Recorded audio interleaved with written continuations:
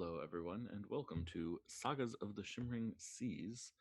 This is the Chosen Few, one of our games that take place in the Sagas of the Shimmering Seas. I apologize if you can hear a hairdryer. There's not much I can do. Um, yeah, welcome to the Sagas of Shimmering Seas. This is one of our games that takes place in the Shimmering Seas. This is the Chosen Few. They've been wandering around Ray Sea lately, the capital of the nation of Chalestra, which is a rough place to hang out a little bit. They've had some rough times. They had a plague. They almost had a tidal wave. They have a fascist dictator. Problems that places have. And we're going to see how these people want to deal with these problems today. It's always amazing how cool it is to have people come to your town and just rip it to shreds. It makes me happy. Um, let's check in on them and see what beliefs they want to be working towards today. Winona, shall we start with you, Winona? Yes. All right. So Nova, her guiding light is the same. She will throw herself into danger to protect her friends. Her belief one is that she's happy that Masha agreed to help with the cursed, but with the cost for Masha being high, she will go along with the Primarch plan. And she is going to assist Narash and Celexa, whether that be a distraction or protection or something else. Sounds good. Belief number two is Nova is excited about her new sword Ruin and wants to take it for a test drive to see what it can do. And addition to getting it uncursed at some point. Sure. Yeah. Sounds good to me. Awesome. Timothy. All right. Okay. My guiding light, Timothy abhors the loss of innocent life. He will jeopardize himself and the mission to save even one life.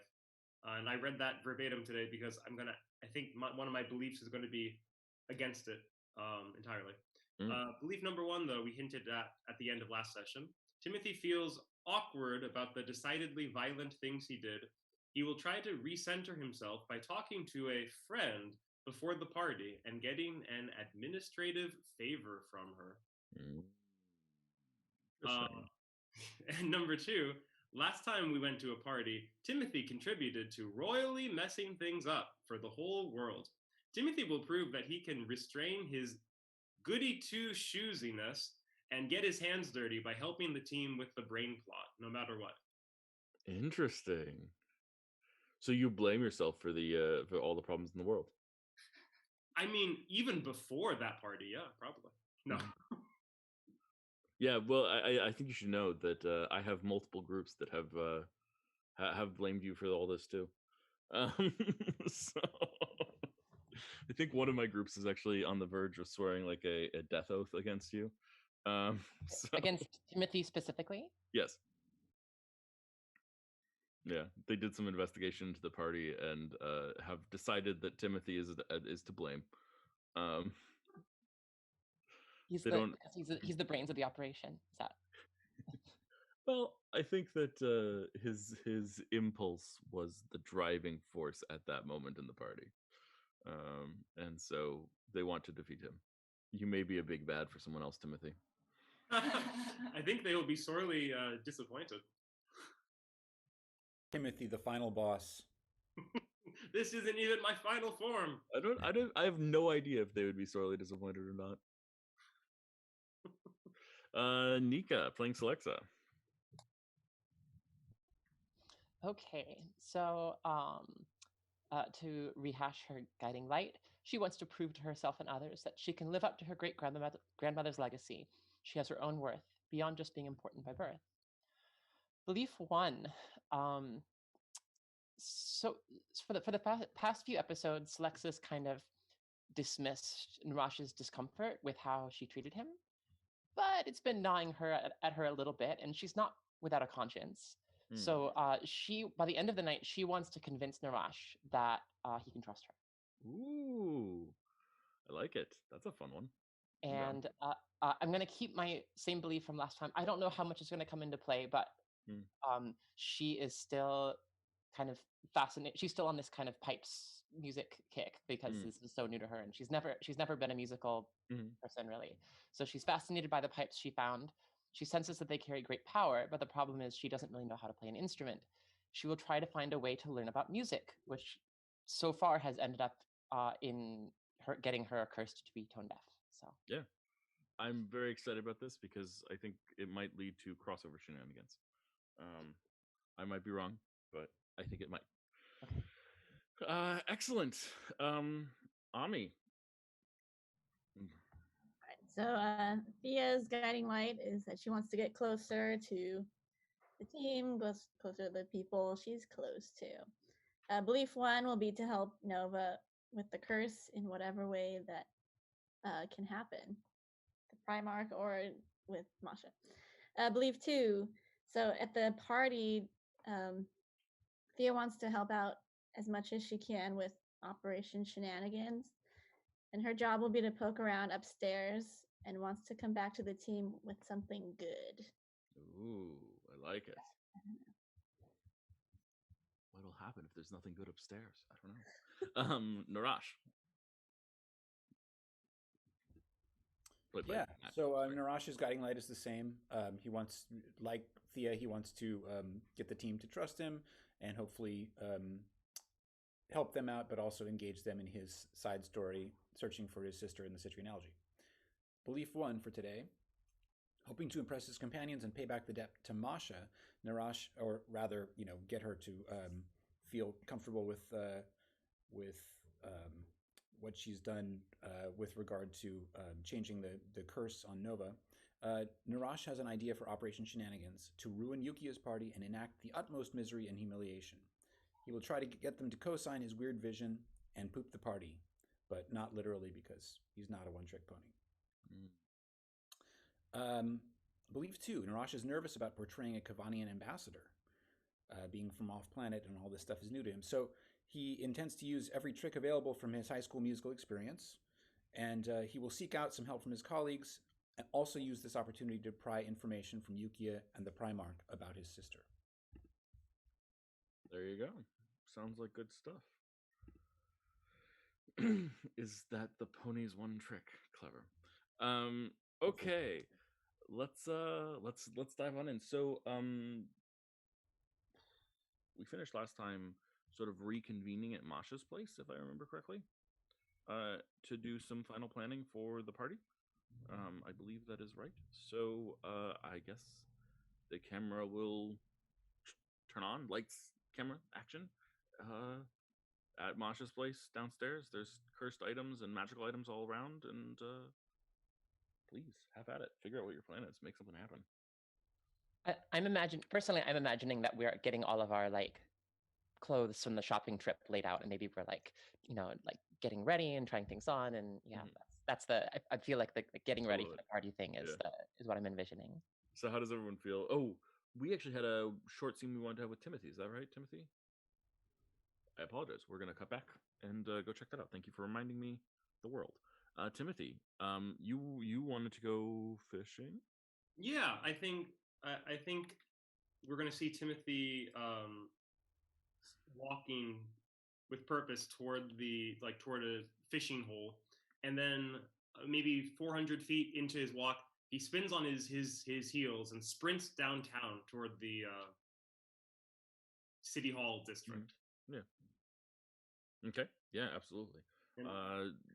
People are in the streets. They dodge out of your way as you run in, sometimes giving you dirty looks like, why so fast? That sort of thing. But I'm sorry. I'm in a hurry. Yeah, absolutely. You make it downtown. And he runs up the stairs to City Hall and knocks on a place he's been before, the door to Mela Stepwise's office. Yeah. Someone says, come in. Okay. And he flings the door open. A lizard folk, sort of down in appearance, very muted coloring, looks at you and says, hello, how can I help you? Hi. Okay, sorry. I just ran here. I'm here to see Mela Stepwise, Ambassador Stepwise. It's somewhat urgent. No, very urgent. Counselor Stepwise. Counselor Stepwise. Yes, thank you. Do you have an appointment? She said I can have a standing appointment whenever I want. Let me check with her. What is your name? Timothy. Dr. Timothy Rowe. Dr. Timothy Rowe. Stands up and scoots back from the desk and turns around and walks to the back room. Comes back out about a 30-second period later and sits down and looks at you and says, "She says you can go in." Thank you very much. So you head on in. Mela Stepwise is there. She's got paperwork in front of her, but there's a chair there, and she pours you a cup of tea. She says, "My regular assistant's out of town, but I noticed. The tea is okay. Hello, Dr. Rowe." Thank you. Hello, Counselor Stepwise. Counselor Lizard Stepwise. I'd like to say that this is just a social call, but unfortunately I'm in a bit of a hurry, and it's not just a social call. But it is always nice to see you. Well, your cheeks are, puffed out a little bit, so I figured you were in some degree of a rush. Yes. Well, yeah. You know people and can pull strings, and also are very much connected in the plot against. Yes, I know who you mean. Other people. Okay, good. Could you do a favor for me? I have many favors that I do for many people. I presume that it is pertaining to something? Yes, there's a party tonight. Sure. At the Proudwater Estate. The Yukia Proudwater Estate, yes. And I was thinking you could get me as an ambassador or doctor or what have you on the guest list. I thought maybe you could pull some strings and maybe also give, maybe not just me, myself and my colleagues on the guest list. How many guests are we talking? Let's call it 2 for now. Let's call it 2, and yeah, let's say 2. Under your own name? Under someone else's? I think under my own name. I thought that might help. She takes out a piece of paper and starts taking notes and says, while she's doing that, she just sort of whispers out of the side of her mouth, you know the allegiances of the Proudwaters, I presume? Yes. Also, just word to the wise, the city might have a little bit of trouble from here on out with 2-headed alligators in the bay, but they seem pretty happy.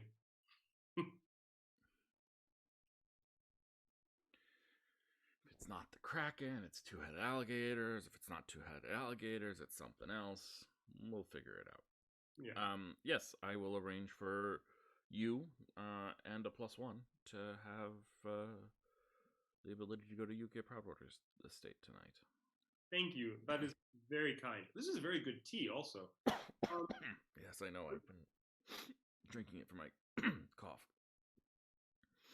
Is that an in-game cough or an out-of-game? Okay. Are you feeling okay? Oh yeah, I feel fine. Okay.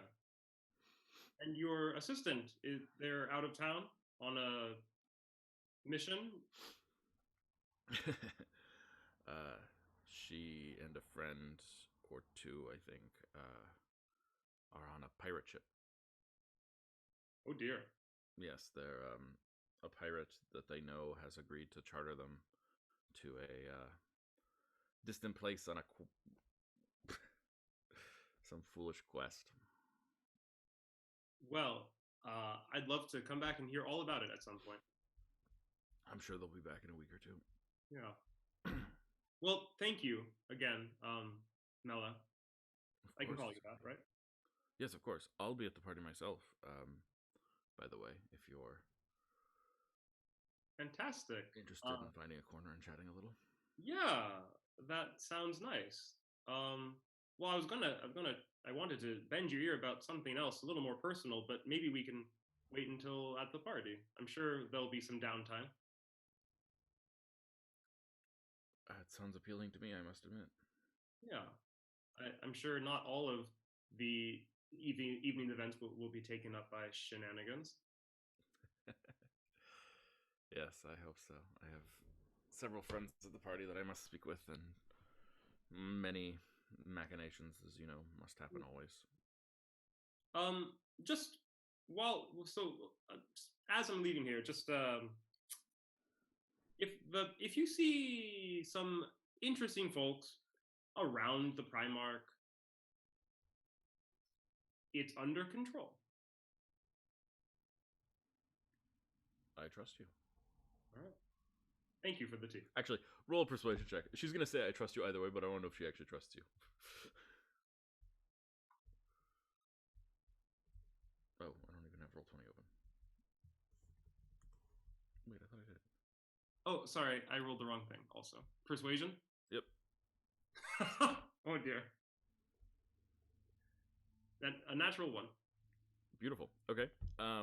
Yeah. So she says, I I trust you. Until tonight. I am already looking forward to it. Hopefully my cough will be gone by then.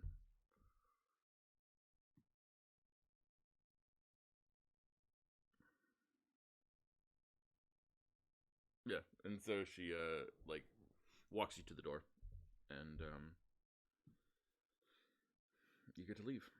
I want you to roll an insight check for me. 17. The assistant, who seems so desperately in need of caffeine and energy and things like that, very quickly and subtly hides a book that they were reading under the desk in a position where you can't see it. And their eyes are a little bit too fast for someone to be as slow as they seem to be on the surface. Did I get a chance? Did I get a glance of what the book was? No, not fast enough. Well, thank you for your help and getting me such a quick and speedy appointment in there. Of course. It was what she asked for. Well, until next time. Me nods. Okay. With that, let's cut back to the rest of the party. So the rest of the party has new clothes, new accoutrements, new outfits, and we've got trying things on scene. Yeah. So let's take a look. What does that look like? How does that feel? I put on my amazing new flowing robe, capey thing, and then I do like a big dramatic like twirl with the cape, and I say, "I am the ambassador from Kava. Respect me." Right?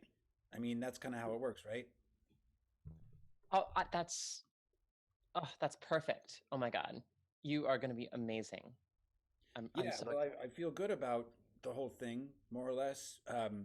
But again, since I've never been to Kava, any kind of tips? What's my motivation?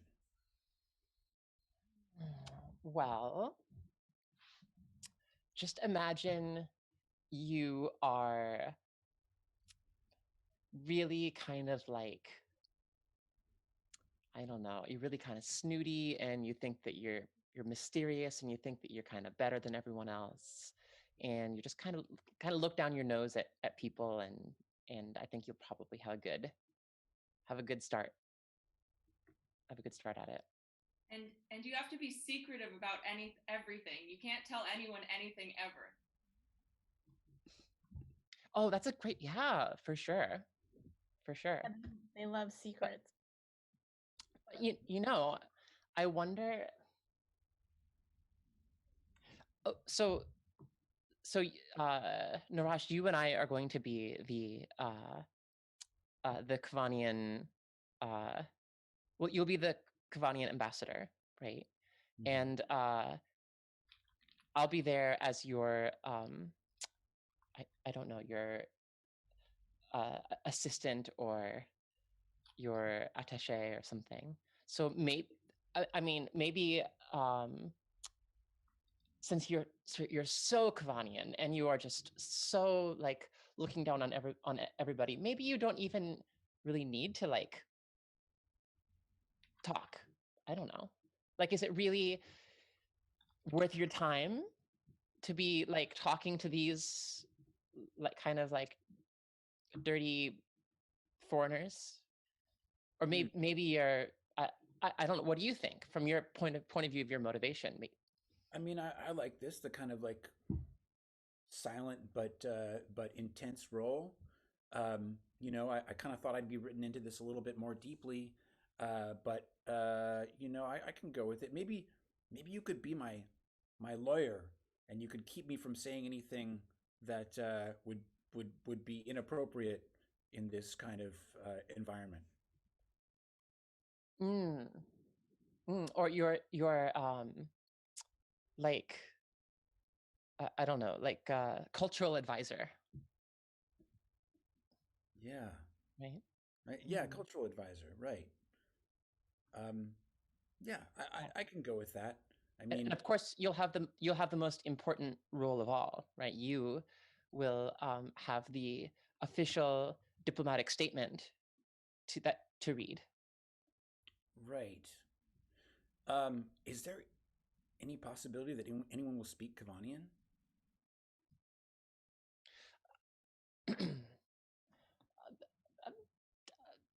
Well, maybe what you could do is translate really loudly while I'm reading it. That was my intention. Yes, I mean, otherwise, if he doesn't understand, what's the point? So, yeah, of course, I will be happy to translate the diplomatic statement for you. That would be my role as cultural advisor. You would have you do have a scroll of comprehend languages. Is that correct? I think that it was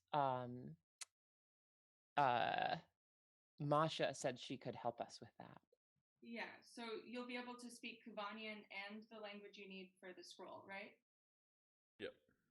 Okay, so then the Kavanian part, you'll be fine with the speaking part. You just got to make sure you know what to say. You know what they say? Fake it till you make it. Yes, heard that many times. Hasn't worked out for me quite yet, but I'm still working on it. You're still here. Two quick pointers. They love talking about water, but in like a mystical kind of way. Oh, I'm all over that.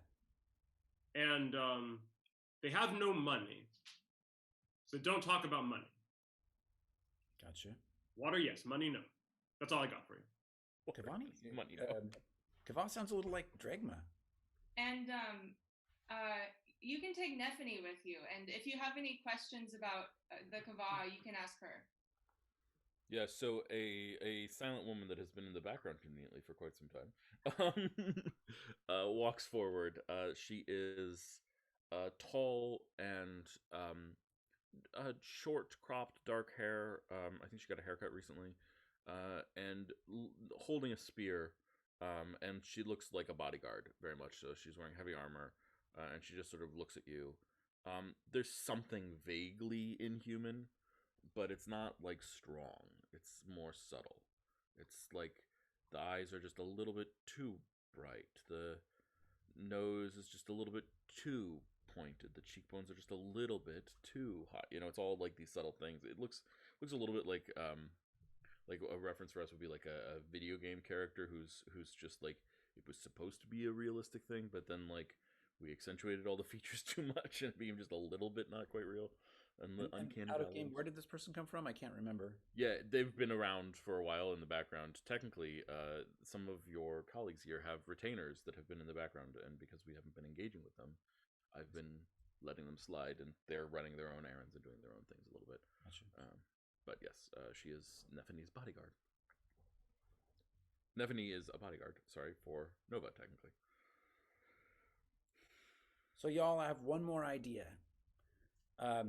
Although actually, everything so far has not really been my idea technically, but this is my idea for or Operation Shenanigans. And it involves one more element of help from Masha. Masha, we can pay you for this one. Do you have a potion that will cause people to get violently but not dangerously ill?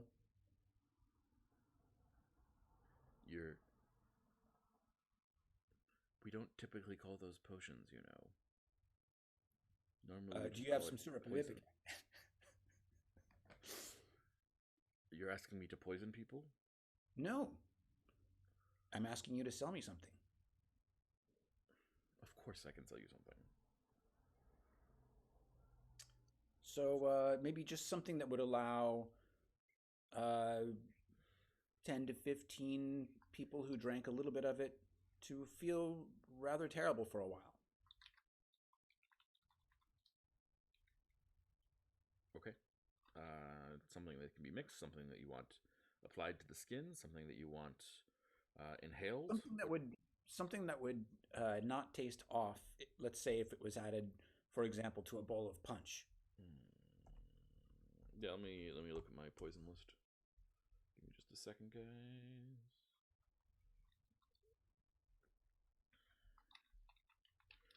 Poison lists.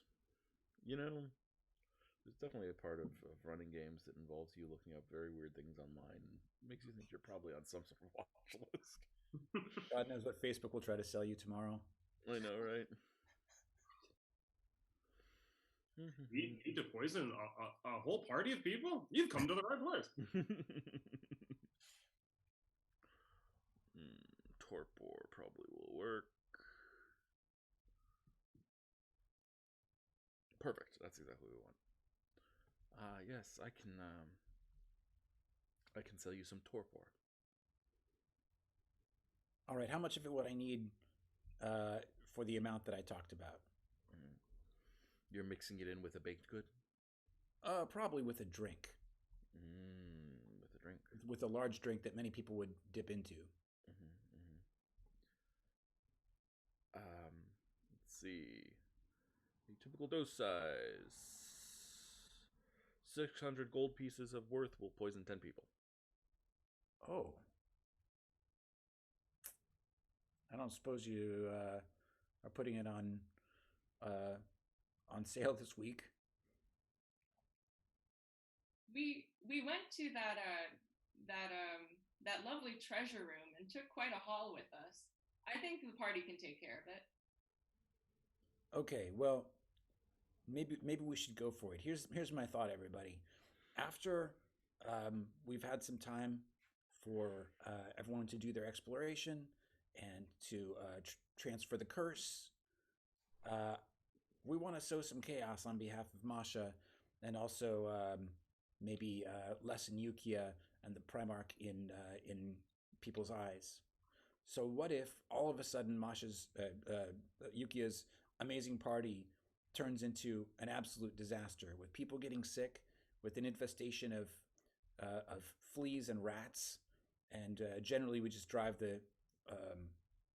all the partygoers out. I like it. I like rat.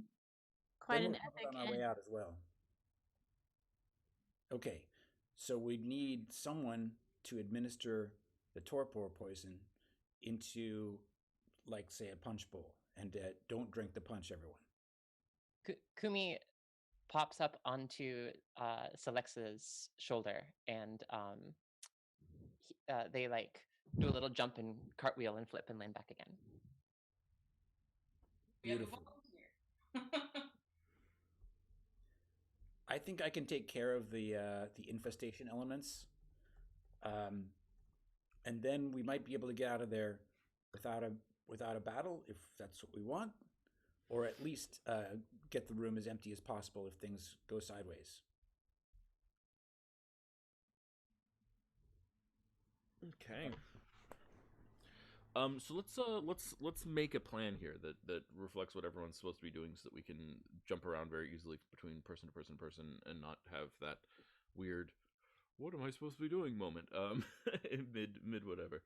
So let's just take a quick look at what are the components of the plan and who's responsible for executing what part of it, and then just make sure that that's what we're actually set up to do.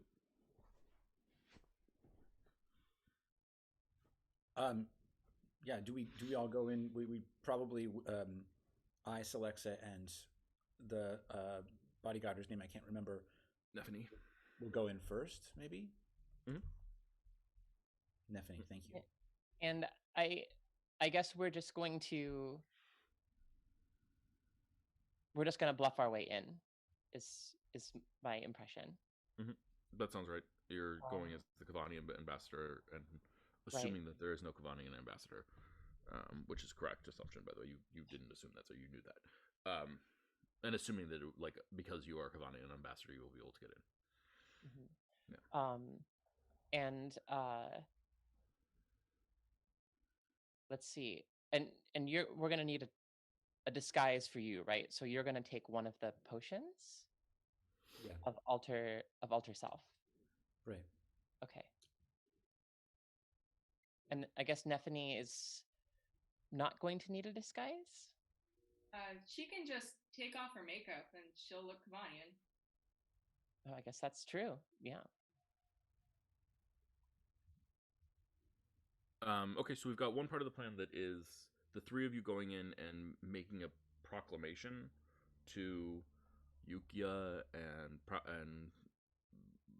the Primarch. Is that true? Yeah, and I think it would also involve us kind of at first, mingling a little bit with them and potentially others, but with them certainly, and having some sort of discussions where we might dig a little bit for information. Okay, so we've got I'm gonna divide this into teams. Team 1 is going to be Narash, not Maraschino. Why did it autocorrect to Maraschino?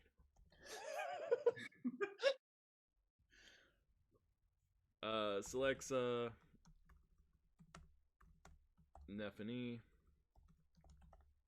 and Kumi. And your job is socialize, make a proclamation, and poison the punch. Other goals that this group has? Well, it would be to create a cover. This is part of poisoning the punch, but to create cover fire for others once they've completed their tasks and we're ready to exit / destroy the party. Okay, sounds good. Team 2. Who's on Team 2? Oh, before we move on, question about, is the proclamation going to be when you're reading the scroll that will brainwash the Primarch? If that's in a language that other people will recognize, that would probably be an issue, wouldn't it? It's true. That's what I was asking about earlier. Yeah, do other people understand Kavanian? No, it's not Kavanian. It's in the old tongue, the magic language. Oh. Here's my thought. I am on the guest list as myself, and the Primarch knows me. So I'm thinking I'm going to try to marry these two groups, the Primarch and you all. Get you, that way he might willingly get over there. And then I'm just going to float and run interference for people who are like, hey, what's that magic spell happening over there? I'll be like, oh, hey, look over here. Come look at these flowers. Okay, so Team 2 is Timothy running interference and distraction, protecting Team 1. And I think I'll go with Timothy. Okay. I'll be his +1. Sounds good to me. +1, nothing. I got you on the list. All right. Team 2, Timothy and Nova, running interference, floating between where they are necessary, prevent others from noticing magic brainwashing spell. So then once that happens, then while we're causing a distraction, if you folks want, you can try and go and check out the painting or investigate or look into something else if you need to. We'll try and Narash and I will try and create cover for whatever shenanigans. Yeah, so yeah, we've got sort of a lot of people who are providing a lot of cover for different people doing different things, and I think that's actually like a really smart thing to have. If we've got these people, if we've got Team 1 providing cover, then Team 2 can go do sketchy things, and then Team 2 can provide cover, and Team 1 can go do sketchy things. Meanwhile, it sounds to me like we have a Team 3 as well. Is that true? 3. Yeah. And Team 3 is Thea. And Thea, what are you doing? Well, I think my main thing is I'm gonna go upstairs, poke around, but I think, at least at the beginning, I might be also mingling around, and doesn't hurt to have more distraction before that proclamation. Okay. Can we be reminded of Yukia's curse? It makes her agreeable to things that are not outrageous. Is that what it is? Yep. Basically, she's inclined to say yes and attempt to accomplish things that are. She's supposed to be helpful. She's a curse of helpfulness.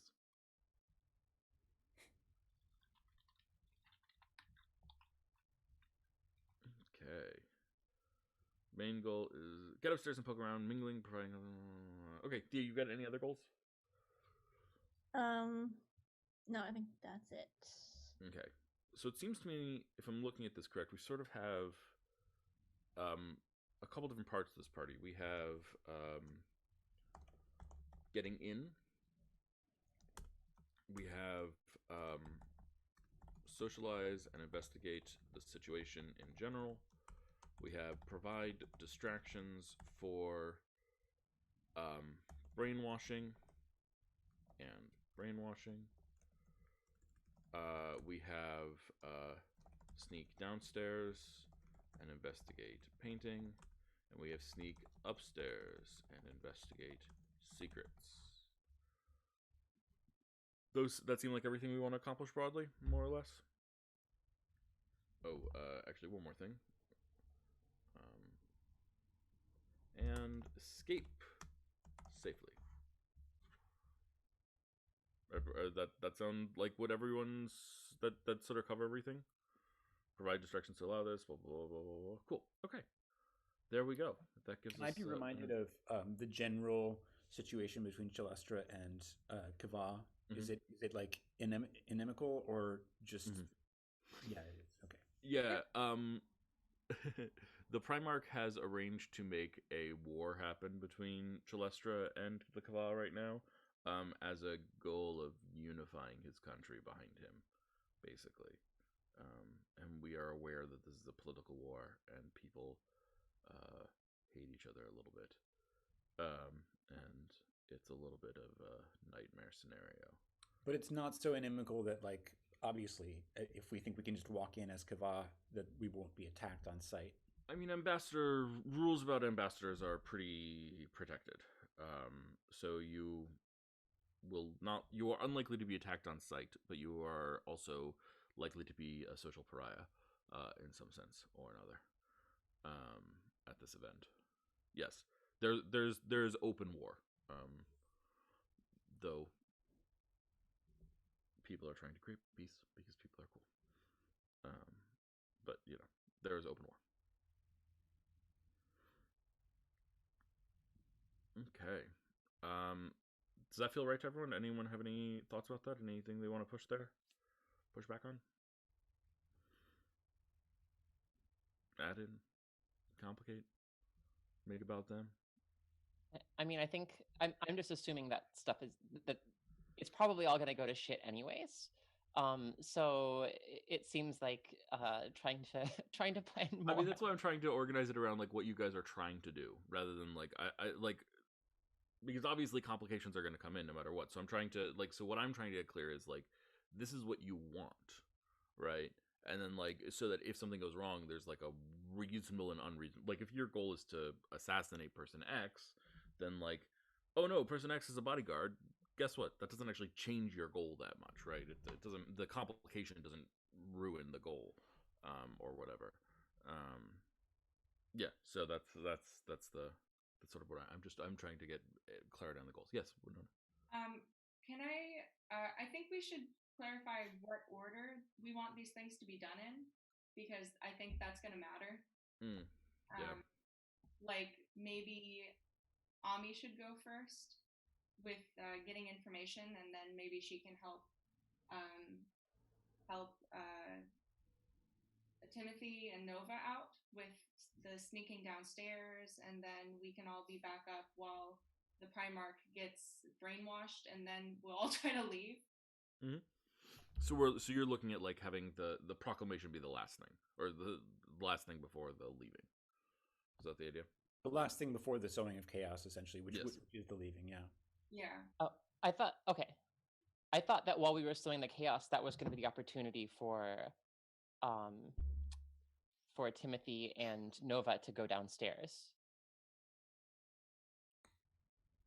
It could be. It's just at that point there would just be. I was thinking more of the sense that if they could go up or downstairs earlier, when they came back, rather than drawing suspicion, from appearing back in the party and being gone, that's when it would happen. But if that makes more sense, I mean, then we would end up, I guess in my imaginary world, if people were leaving in mass numbers and we were the last ones there, it would be, maybe it would be easier to search around or whatever, but it would also be awkward. Well, I was just thinking that if we're relying on Timothy and Nova to run interference for us while we're doing the Primarch thing, it's going to be difficult to coordinate the timing, so that like they're gone and then they come back and then they run interference while we do the scroll thing. Sounds harder than we just all meet up and do the scroll thing, and then there's chaos and people can split up and do their own thing if they want. I don't know. So I guess maybe this comes back to, maybe we should pass this back to like Timothy, since he was the one who was kind of like planning to run interference. Timothy, what do you think? What would make it easiest for you to run interference for us to do it? I was definitely not just thinking about halibut now. Halibut. Sorry. I think personally, not to speak out of turn, but let's all remember the main objective here, which is getting the curse off of Nova. So I would say that's like the thesis of our imaginary term paper. And then, some examples might be sneaking upstairs, sneaking downstairs. But let's all just refer back to the thesis statement. So focus on that as like a first priority, and then the other things can happen like once we're sure that can be accomplished. I mean, right, because I feel like it would be worse if we attempted to sneak downstairs prematurely and then got caught, and then it threw everything else into chaos, and our main objective was not finished. So if we did that first, then the Primarch would be brainwashed, and maybe nothing bad would happen after he's brainwashed. And then everything else, I guess. That's true. If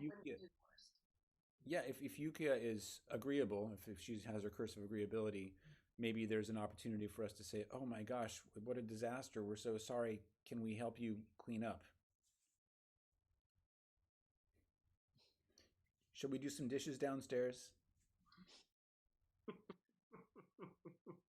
Maybe not as the Kabanian ambassadors, but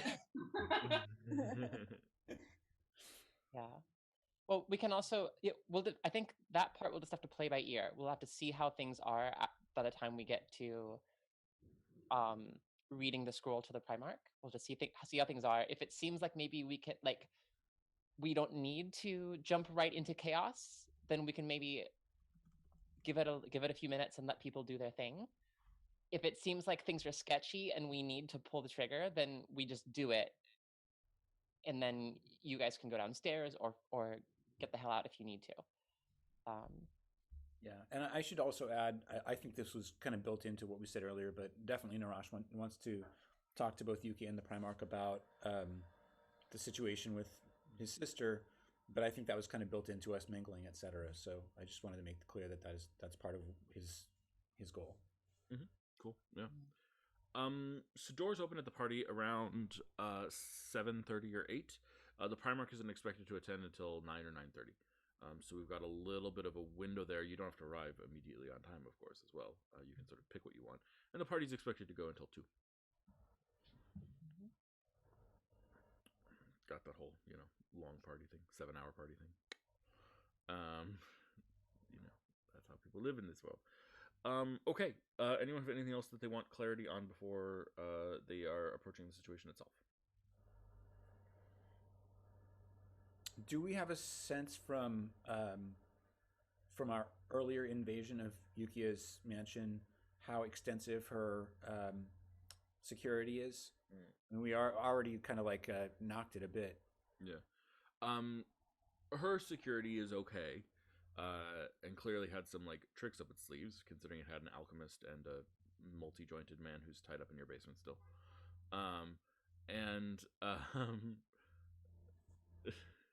Also, that's totally reasonable. With a party that the Primarch's going to be in attendance in, you can assume that the town guard presence is going to be strong as well, and probably additional private security has been hired. So I would expect security to be high. Now, you guys just blatantly are more powerful than the average security officer. I know, that's shocking. So the real thing they have is numbers going for them more than anything else. Any single guard, like if there's a guard that's in your way or something and you need to take him out, you can probably assume that you can take him out. You may have to expend a resource to do it, a spell slot, or something like that. But like you can assume probably that you can take out someone if you need to take them out. But I don't know. Even check. What do they have?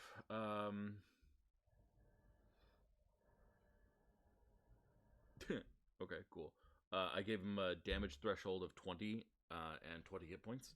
So that means that if you do 20 damage to them, they die. Anything less than that, and they ignore it. So, which is sort of a standard like guard move thing for me.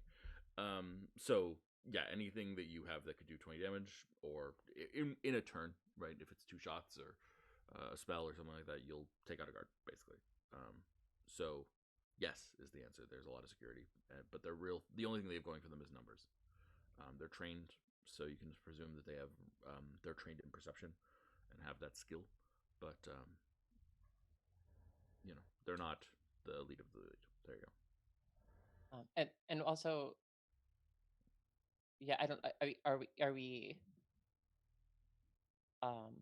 I don't know if everybody's not wearing armor or what that plan looks like. Yeah, that's a good point. Well, we've got all these dresses. As a lizard folk, I have kind of built-in armor, so I wouldn't be wearing it. But as a Kavanian, do you? Probably not. I mean, I'm just not really knowing, but going as an ambassador going to a party, I don't think so. Yeah. Well, but if your alter self will make you actually like. You will lose that AC bonus that you have. Kavanian. Oh, I see. Your body will change, not just look different. You're not an illusion. Oh, that's a good. Well, so my AC before my lizard folk bonus was only 10. So I guess that would change. Yeah. So you're going to be back to AC 10. Yeah. Don't get into a fight. What's that? Don't get into a fight. Yeah. So is that no armor, no weapons for all of us then?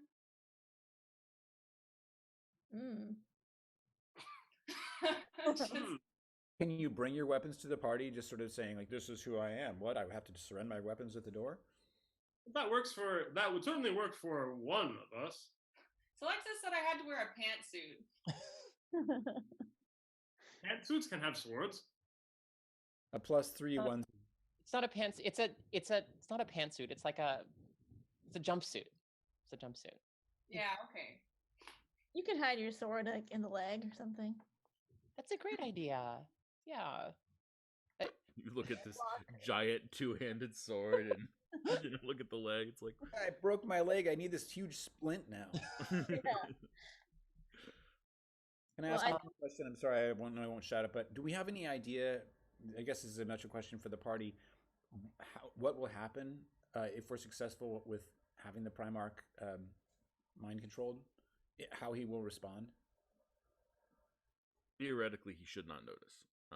You would know. He himself would not notice. It's very specifically keyed to Oceana, the pirate queen, and so it grants her control over him. But he won't suddenly seem like a zombie and act completely weird. No, he should. In fact, until something is triggered, he shouldn't even notice. Theoretically, that's her plan at least. Okay, yeah. So that does make it hard. Yeah, Nova. Oh, another thing is, I think we should talk with our many jointed friend before we go and do some interrogation. And maybe our happy-go-lucky sword. Yeah.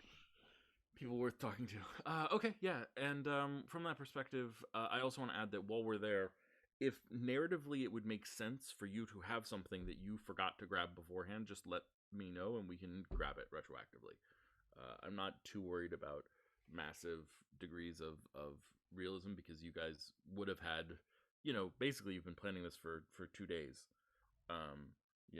That's a slight exaggeration, but on and off for 2 days you've been planning this, and we have only been planning it for an hour. So it's very likely that you could have said something like, if to you it's like, oh shoot, I have this great plan, but it only works if I happen to have a handkerchief, then you have a handkerchief. I'm gonna say yes. Does this generosity extend to tomorrow's game too? No. Okay. Let's. I like that. I mean, I'd like to retroactively infuse the Ioun Stone with some spells. Yeah, absolutely. That's perfect. Perfect example. Yeah. Let's. So you guys want to interrogate our many jointed friend? Just one more quick thing on the point of weapons and stuff. If somebody wants to be made invisible and sneak in carrying a bunch of weapons and deposit them somewhere, that's something that I could help with. Maybe I could do that. I could sneak in, bring some stuff. Like leave it somewhere where people can find their things. Yeah, behind like a plant or something. What is anyone currently using the what is it, the polymorph potions, or the ones that turn you into animals? We have 2 of them. Is that right? I think there was just one polymorph. Okay. 2 alter selves, 1 polymorph. Okay. Is anyone using that, or should we put that in the secret cache of weapons and potions, maybe as an exit strategy? Not a bad idea. Okay. You could also feed it to someone else, which would be funny. Ooh. Just putting that out there. It would be convenient if that person turned into a mouse. I know somebody who is said to be very agreeable to suggestions right now. Okay. One thought I had actually was, if things got really hairy, I could kind of run down the hall, hide for a second, and turn into an alligator, come back out into the party. That's really good. I like it. And if we pulled that on one of the guests or something, there'd be 2 alligators suggesting that the whole stockpile got free. Okay. Shall we investigate our many jointed friend? Or the sword, one or the other. Okay. Who's leading this discussion? Yeah, so I'm gonna telepathically communicate with him, so you don't have to unsew his mouth. Yeah, sure. Okay. Okay, so I make the connection. He looks at you. What's your name?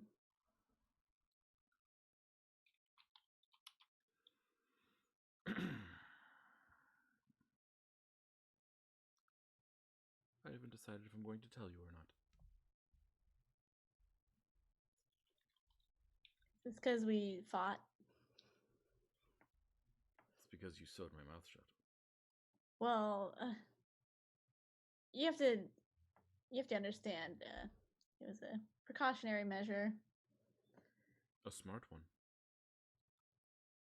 Timothy, he said it was a smart move. Let's not talk about it. Oh, he was right. The things I can do with my voice. He was right. Well, what can I do to get you to tell me your name?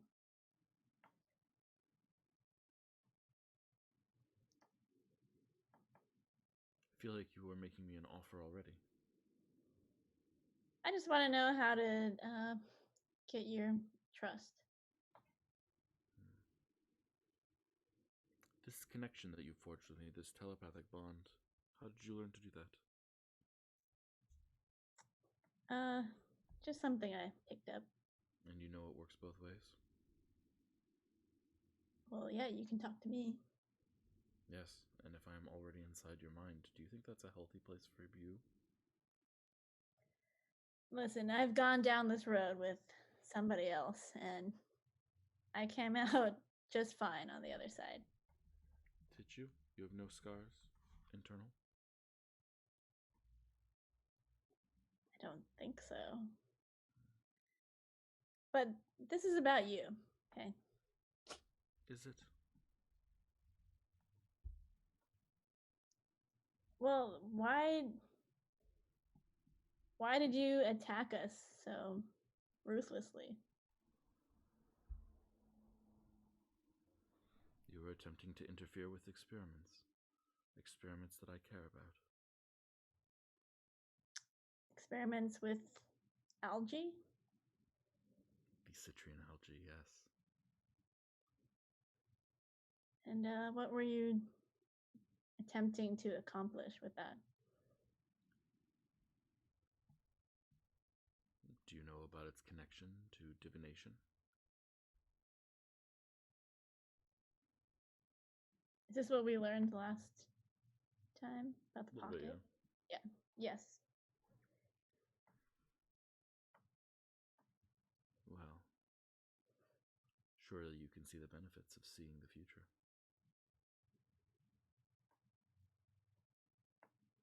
Seeing the future.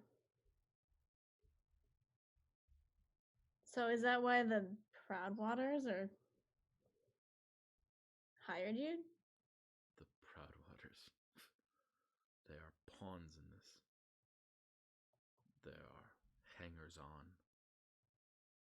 People who seek to impress their betters. But they have their uses. Just like you do. So you don't report to them? Why would I report to a mole?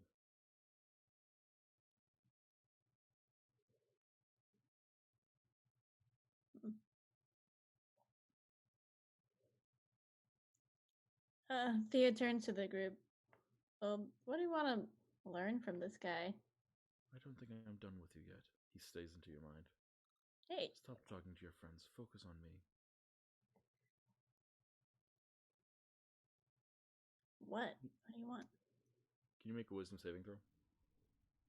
Yep. Ooh, 22.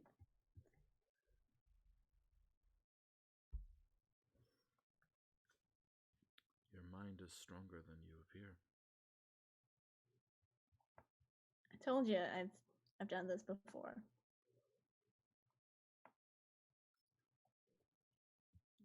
We'll meet again, I'm sure.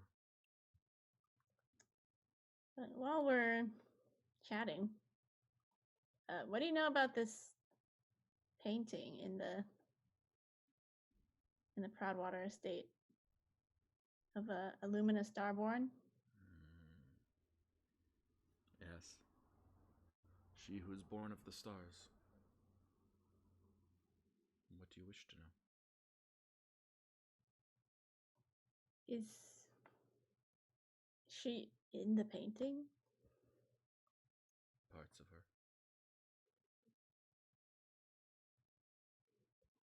Someone like that you can't just kill. You have to restrain. You have to take her apart piece by piece and scatter her so that she cannot be easily reforged.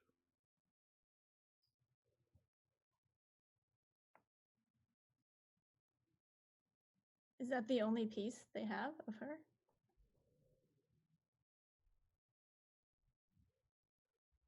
Did you see the statue below? Yeah, it had a weird god inside of it. Lots of things call themselves gods. Is that her? Part of her as well? You'll have to find out. Why would I tell you? You've offered me no incentive. Well, what kind of thing would you want? My stitches removed. You already told us it was a good idea to keep your mouth shut. It was.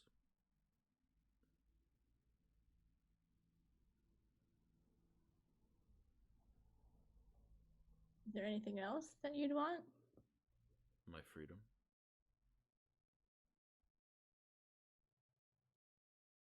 You're asking for a lot. Gotta say. Well, you have me at a disadvantage, but I have information that you seem to want.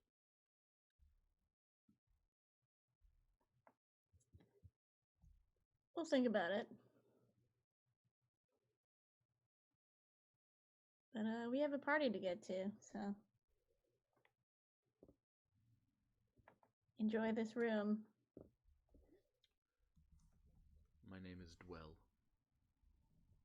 Dwell. I'll give you that for free. Thank you.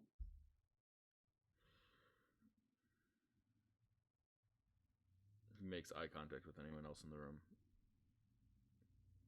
Just for a second.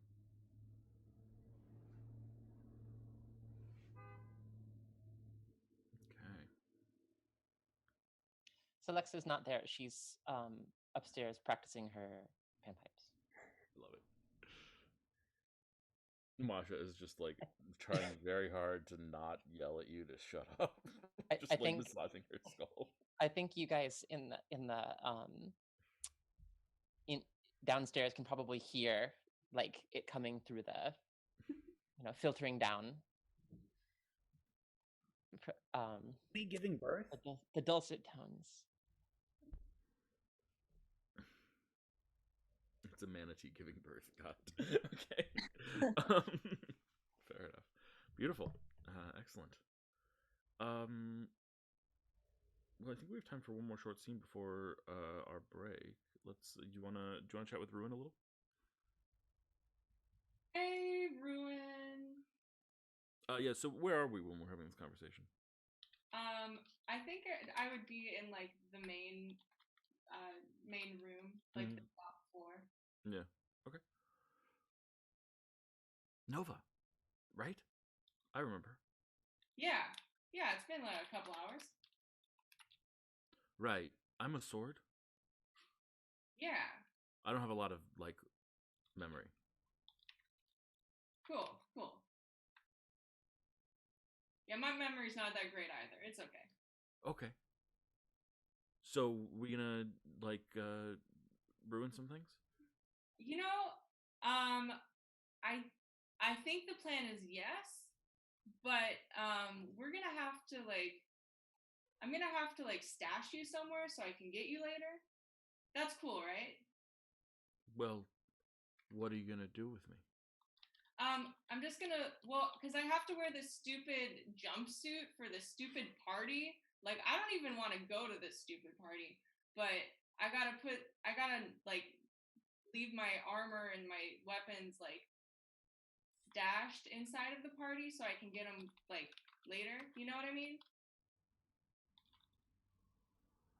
But what are you gonna do with me? What do you mean? Well, are we gonna ruin something? Yeah, definitely. Future. I want to destroy things. Yeah. Objects. Okay. I want them to break. Okay. It's fun to break things. Yeah. Yeah, I agree. Can we break that table? No, I think Masha would be mad. Who's Masha? Masha's my friend who's gonna make me less cursed than I already am. You have Hey, a lot you're of friends, cursed, aren't you? Well, I mean, not like in a bad way. Yeah. How upset would you be if you were not cursed? I mean, I kind of like it because it means that people don't abandon me. I mean, I'm for sure not going to abandon you. But how do I know that? I mean, I guess you'll have to trust me. Well, but like, couldn't you just trust me and leave the curse on?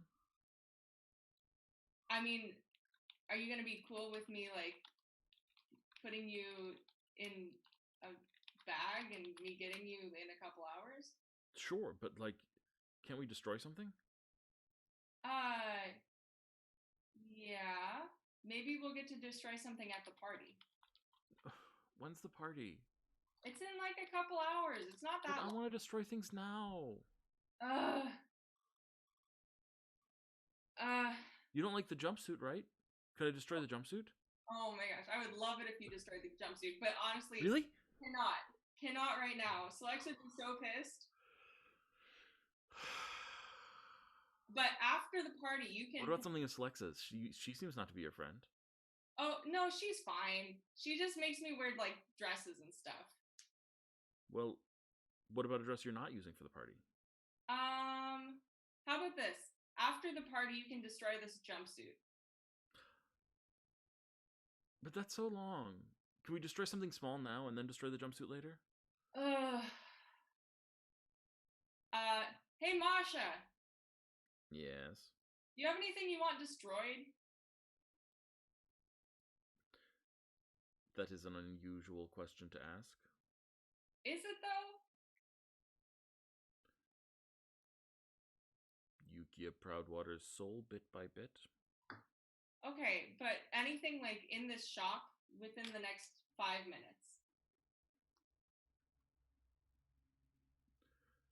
Yeah, actually, now that I think about it. Are you having problems with your magical sword? Well, I told you it's cursed, right? Yes. I think this might be part of it, but it really, really wants to destroy your table, and I'm trying to redirect it, you know? Sure. There's a black box of supplies downstairs that were used by my impersonator to impersonate me. It has her stench all over it, and you should feel free to destroy that trunk. Okay. Yeah, can do. All right, Ruin, we're gonna go destroy a box. We're gonna destroy a box? Yeah, it's got stuff in it. That's awesome. Can we destroy the stuff inside too? Yeah. Oh, awesome. This is great. This is the best day. Thank you. Thank you, Nova. Yeah, of course. This is awesome. Yeah. So you take him downstairs and you see the box there. What do? All right, you ready? Yeah. I hold him and then I just like start like smashing the box with the sword. Yes. Oh my gosh, this is so great. Yes. And he like gets really into destroying this box. And at the end of it, the box is in tatters and pieces. There's junk inside, is totally demolished, and a fair bit of the box has like bits of it that are like around the edges. You know, it's not just like cut through or hacked through. Around the edges, it's actually rotted and decayed with age. Cool. Yeah, that was Thanks, fun, Nova. right? That was great. Yeah. Thank you so much for that. I really, really appreciate it. Yeah, of course. So what are your like long-term plans? Sorry, I sometimes when I get hungry I can't focus very well. What are your like long-term plans? What do you mean by hungry? Well, like I need to destroy I like destroying things. It's fun. Okay. Long-term plans. Are you good at keeping secrets? Yes. I can't literally speak to anyone besides you. Okay, cool. Well, okay, hold on. I could theoretically speak to someone else if like you unattuned from me, and then they attuned to me, and then I could speak to them. But my memory's not very good, so I probably will forget if I'm not attuned to you. So, but under that circumstance, I would not be secret anymore. Just I want to be very upfront with you and make sure that you are aware of the parameters of this. Yeah, cool. All right. Yeah, let's see. Long-term goals. Well, first thing, top of my head is I really want to not be cursed anymore. After that, like, I mean, there's this Primarch guy which I don't really like, but we're gonna like take over his brain, and so that's not really like a destroying thing. But after that, I don't know, like I'll probably keep kicking it with this group, and we'll probably fight some more people, and I don't know. We'll see what happens after the Primarch. I'm sure something will come up. Have you ever been to Pryan? Yeah, I'm from Pryan. You're from Pryan? Yeah, I'm from Pryan. What? Small world. It's so cool. We should go. Yeah, okay. There's this like I forget what you call it. Leader of people? Like a king? Yes, king or emperor or whatever they have there. And he's got this crown, and I really want to destroy it. Why? I don't know. It's just kind of like what I want to do. Do you ever just want to do things? All the time. Well, there you go. Yeah, I don't know. I just like I have this image of this like goblin dude, and he's wearing this crown, and I wanna destroy the crown. Well, that sounds like a big big adventure. Is the King of Pryan's crown like have some kind of special property, or? I don't know, but I think I was like it's what I want to do, you know? Okay. Well, maybe I'll do some research on that and figure out if we can find out why you want to do that. Okay.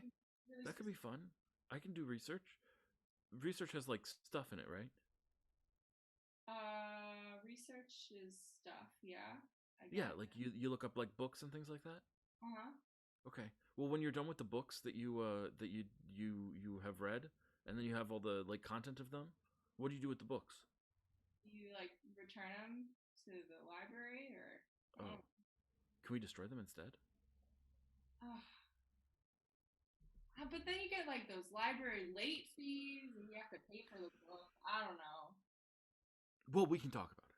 Yeah, okay. Yeah, that's a later problem. Okay. I'm really excited to be working with you, Nova.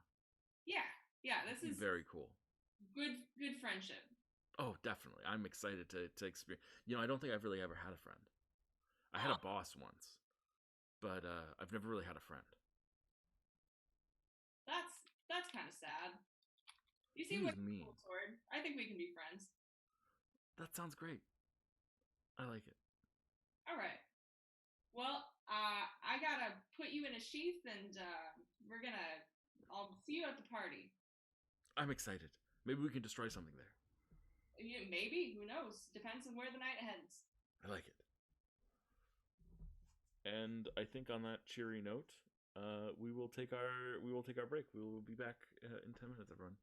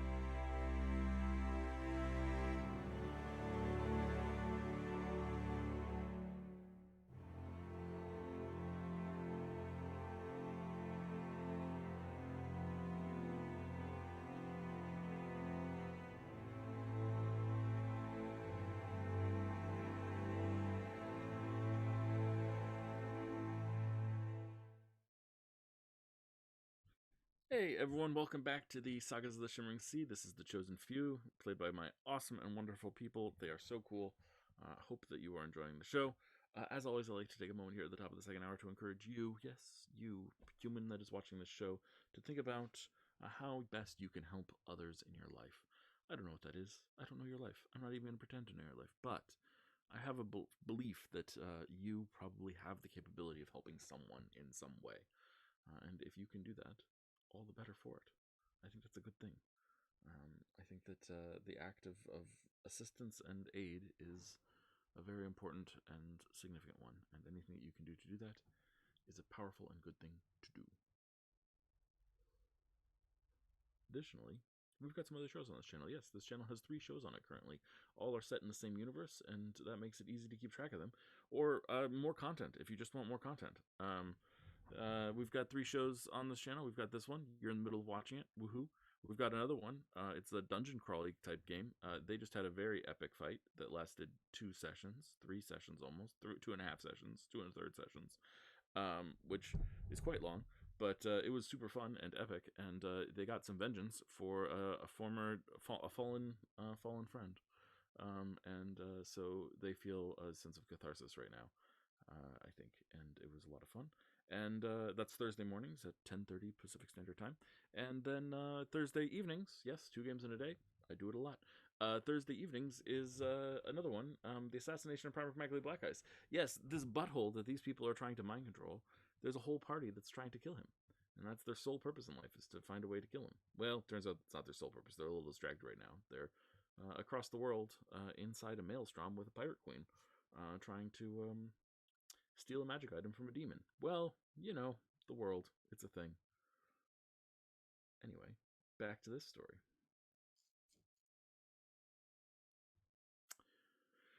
So I want to just cut to it, as it were, and jump to the party. What time do y'all arrive at the party, and what does that look like? What's going on there? How do we see this? Well, if I'm going to make um, Thea invisible, I think that actually needs to happen kind of first, because I can't. I'm going to need to drop concentration on that spell before going in. Okay, sounds good. So we're gonna make Thea invisible to sneak Thea in. Excellent. Select to spend that spell slot. Thea. I think I'm actually gonna toot out a little tune on the pipes to make her invisible. Ooh, I like it. There you go. Yeah. Invisible now. Thanks. Thea, the very practical approach. I love it. So Thea, how are you sneaking? Are you sneaking in through the front door? Are you going through a side window? Are you climbing onto the roof and coming down through the central garden? Well, I was thinking of maybe taking that back door. Just, I thought maybe it might be easier with all the hustle and bustle of people going in and out. Yeah, absolutely. Yeah. Can you roll a stealth check at advantage for me? Sure.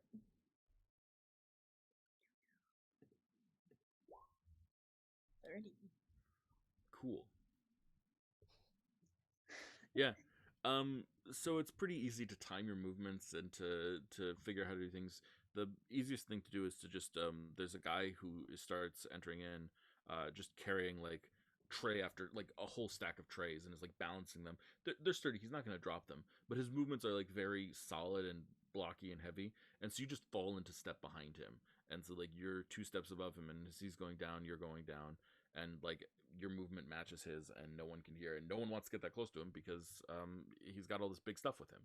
So it's a very effective, and you sneak into the back through into the side, and enter into the kitchen. The kitchen is hustle and bustle. We see the woman that we saw there earlier. We never got her name, but she is the clearly the party planner of some sort, and she's like panicking and running around a little bit, as one does in times like these. And like a waiter just comes in and grabs a tray filled with wine glasses, and just turns around and walks out and starts circulating with it.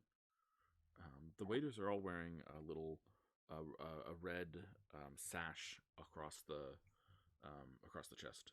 It's like a little signifier saying staff, basically, and a lot of them are wearing it. Even our party planner who's in charge, she's not wearing like a sash across her chest, but she's wearing like a red armband that sort of gets the same. It's all the same color, it's all the same fabric, so it's very clear like who is working, sort of as a way to signify I am not a guest, to the people who are actually guests. Cool. So I think I'm gonna follow the guy with the tray of wine, and in the main room look for a good hiding spot for these weapons. Yeah, absolutely. So you follow him into the main room. What time is it? How deep into the party are we? I think maybe like 8:30. Perfect. Perfect for me. So it's like 8:30, and you are there. Yeah. So the main room is sort of this large dance floor area. There's a grand staircase that leads upstairs. And there's some people up there. There's like a upper foyer that people are on as well. And then like there's a little ropes. What do you call them? Velvet ropes? I don't know what we call them. The little ropes that block like smaller staircases going up above the second floor. So the first two floors of the party are like the open area, and then this ground floor also has all these like little side rooms for meetings and assignations and makeouts or whatever it is that people do at parties. There's music playing. The band is pretty good, and people are dancing. There's plants around the room. There's a large table that's filled with hors d'oeuvres, and then there's people also circulating as well. And you see on that table a guy is standing there, and he's filling in sort of a spiked punch. It's an alcoholic punch, as well as being filled, in addition to the wines. And then there's a bartender as well, in a side making mixed drinks, and you see that there's a couple other stations as well, including one upstairs. And then all these side rooms. Yeah. Can I see in maybe one of these side rooms? Is there like a good hiding spot in one of them? Yeah. Why don't you roll an investigation check?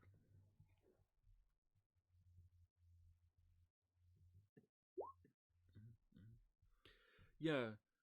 The side rooms are sort of like designed to be book nooks. So there's lots of like they're very comfy seating. There's couches in there and chairs. You could hide something under a couch. You could hide something behind a couch or behind a chair. There's desks and the like. If you pick a side room and decide to use it, it would probably work pretty well. Okay. Yeah, I think I'm gonna hide the stuff behind one of the couches. Can you do me a favor and roll 1d8 for me? Sure. A 1. Great. So you're in there. You're hiding stuff behind the couch when a very elegant, tall, elven woman comes in and sort of gestures, and a whole slew of guests follow in around her as well. And she sort of gestures, and they all take seats around her. And the room is suddenly like quite crowded. Hoping that this would be like a small room. You are not in danger of being spotted, nor are your weaponry. But it's suddenly like this room is quite the location, the place to be suddenly, as it were. And she sort of does a quick look around, and she starts launching into like a story, like she's a storyteller of some sort. Can you roll an insight check for me?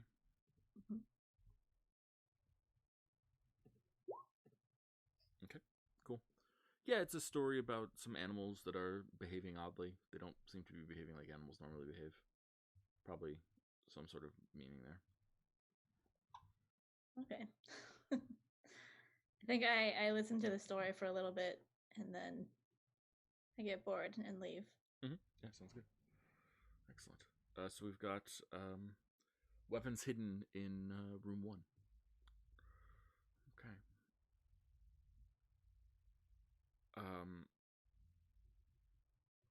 Excellent. Do you have a plan for when the invisibility turns off? Yeah. Well, do I know when or how long I have until I'll be visible? You certainly know. I was gonna give you half an hour. Okay. So I think I go into like the bathroom and turn visible and then come out. Okay. Yeah, absolutely. What are you dressed as? So I think I got some swishy pants or something. So trying to remember exactly. Trying to look more Racian than anything to try to blend in like high class Racian. Yeah, absolutely. Swishy pants, Racian, I love it. Yeah, so you're looking stylish and doing the whole thing.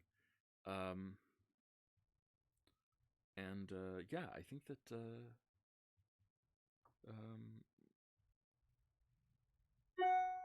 I think that's where we will leave you, and we'll go check in with another team. So Team 3 has entered and made it in.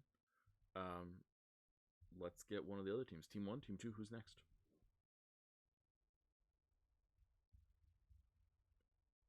Team 2, you have sort of an easy route in. Shall we go in and see? Try our luck. We've got tickets, don't we? Yes, in theory. All right. Okay, let me just. Well, our name should be on the list. I feel kind of naked.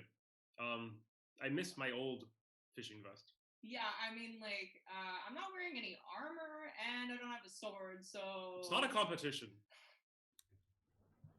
It's fine. I mean, look. Just the last time I was at a big party, things went wrong. But also, I burst in with a vest full of birds. So I'm just hoping this one goes better. Yep, that last party. Yeah. All right. Well, shall we? Yep. Do you hire a carriage to look elegant, or do you walk?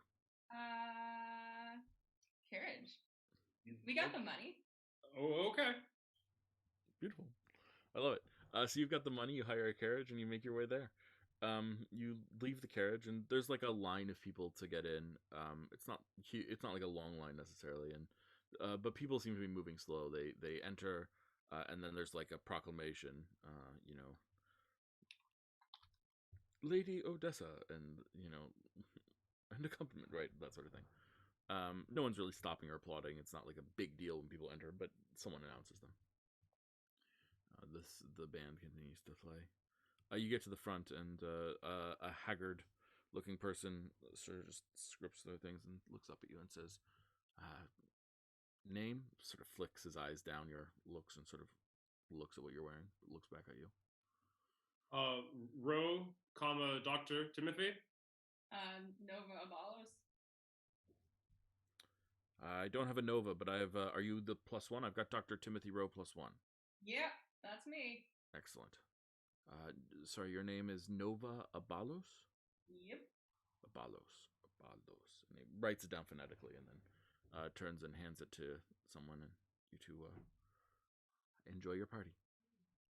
And you walk up, and the man looks at the two of you and says, Dr. Timothy Rowe and Nova Abalos. That's us. No one seems to acknowledge. He just sort of nods at you. All right. Well, for the best, maybe. Okay. All right. Well, now we're here.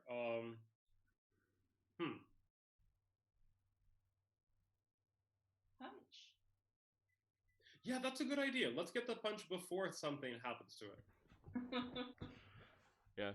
So you make your way over to the punch. Let's see. Looking around, the party is in it's still early in the party, right? People are still coming, but it seems like the biggest sort of attraction, the biggest crowd of people, is gathered around this person who has a bear, and the bear is doing tricks. Timothy, there's a bear. Where? Right there. How did you miss the bear? Sorry, I was looking down. Wow, that is a bear. Look, it's so delightful. I wonder, is that a grizzly? No, are those local to this area? Do you think they'll let me wrestle the bear? Why would you wrestle something so beautiful?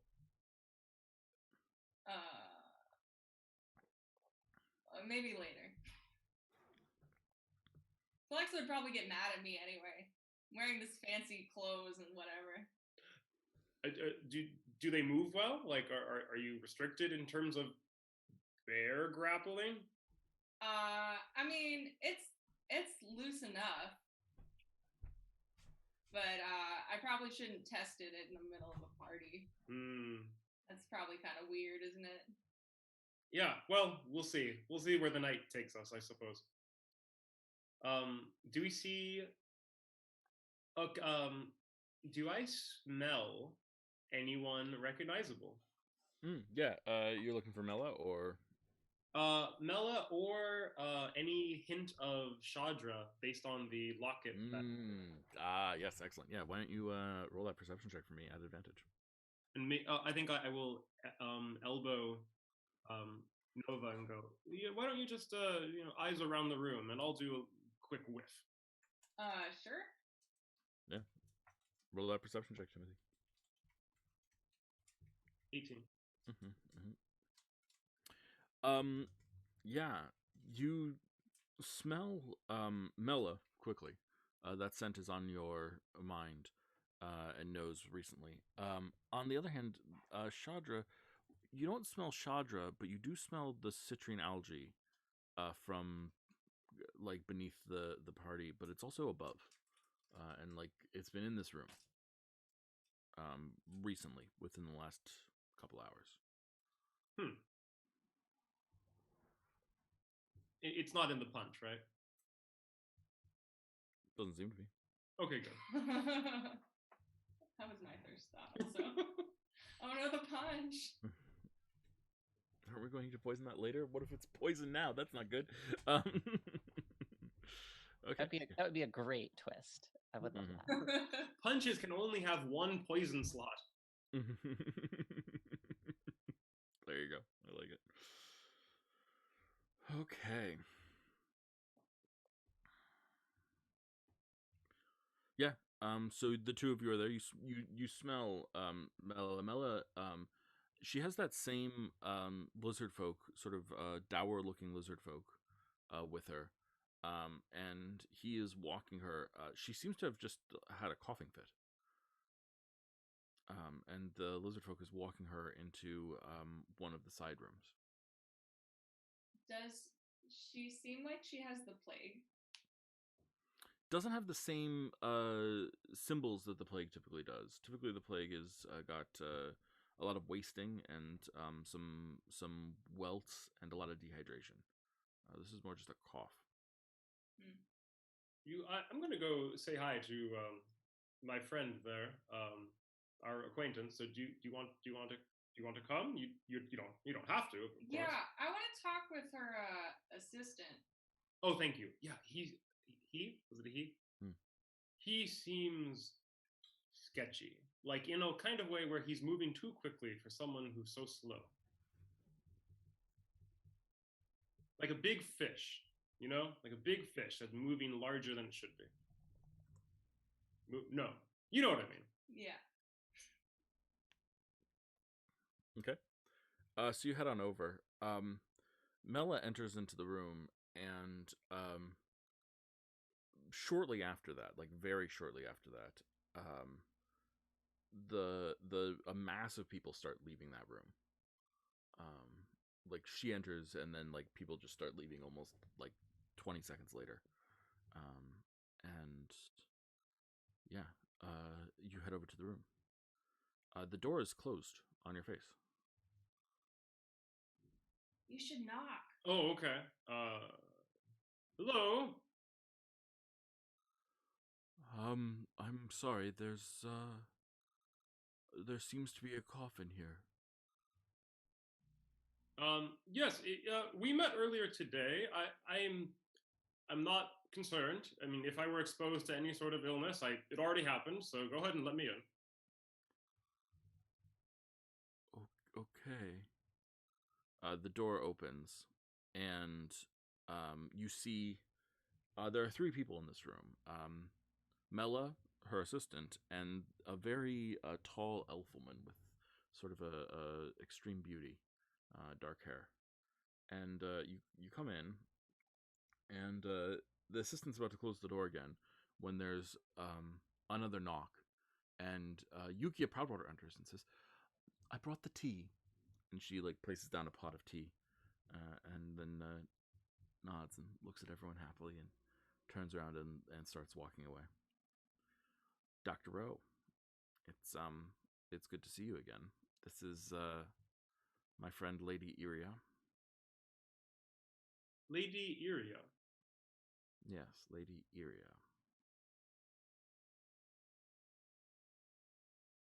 Out of game. Is this someone that Thea was? Okay, and did Thea tell us? No, I don't think Thea did. Blade told Thea that they had been hired to assassinate Lady Iria. Okay. And that they had used poison to do so. Okay. Oh, Lady Iria, it's my pleasure. Yes. I'd shake your hand, but I seem to have come down with a little bit of a cough. I don't want to spread it. Oh, both of you now. Yes, it is quite unusual. I think I'm going to take them home early tonight. Help get them better with some rest. It's really best if you don't disturb the counselor. Can I insight this guy? Yeah, absolutely. Okay. Hold on, let me check stat. Oh, I mean, you can roll, but it's a contested roll, and I'm gonna check stats. Just so that I know. I'm gonna add my D8. That's a good call in this case. Oh, it's 11. That I'm 99% certain cannot succeed on getting you more information, but I will double check first. Not soon. More. This is deception on that part. Cool. 16. Okay. So it's not that you trust this person at all, of course. It's that they're not giving away anything. They're blank and expressionless. Could I tea? Could I have some of that tea? But of course, it's. I have a cough too.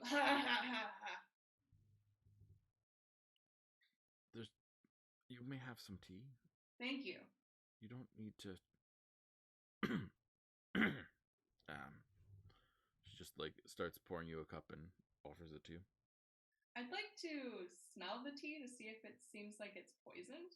Sure, yeah, absolutely. Roll a perception check.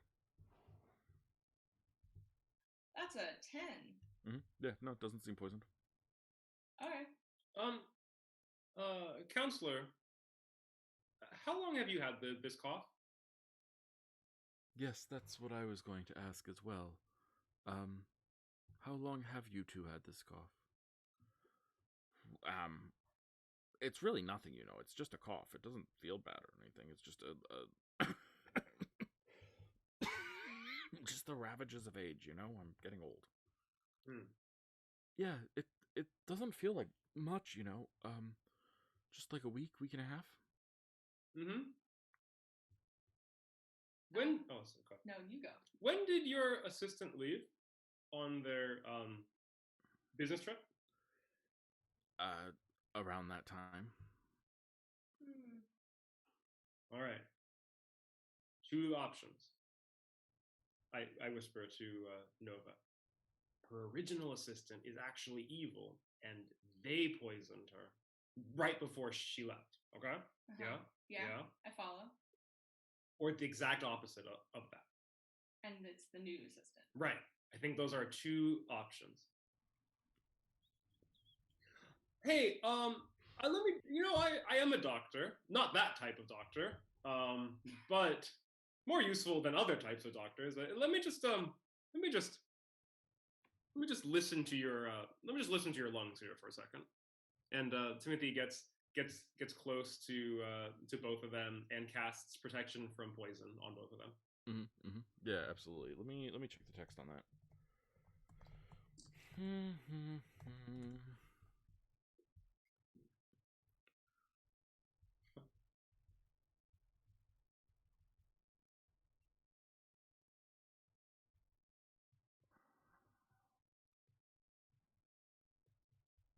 Cool. Yeah. Okay. Absolutely.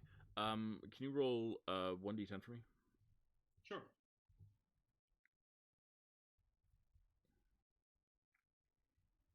That is an 8.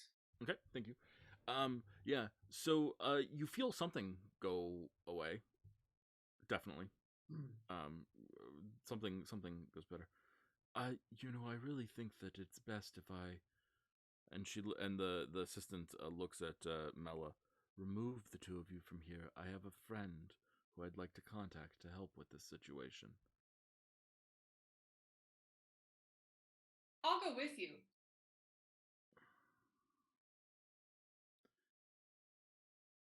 It really won't be necessary. My friend doesn't necessarily like people.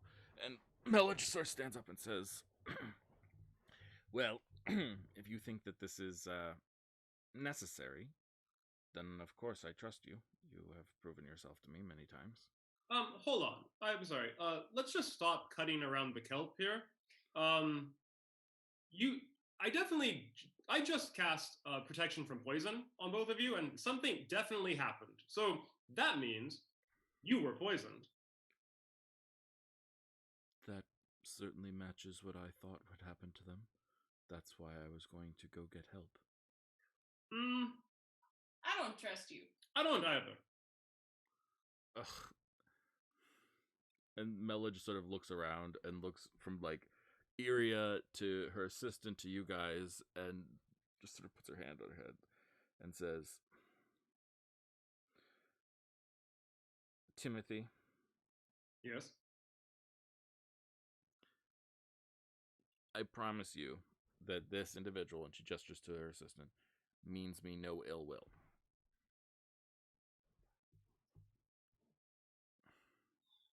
I would lay off the tea.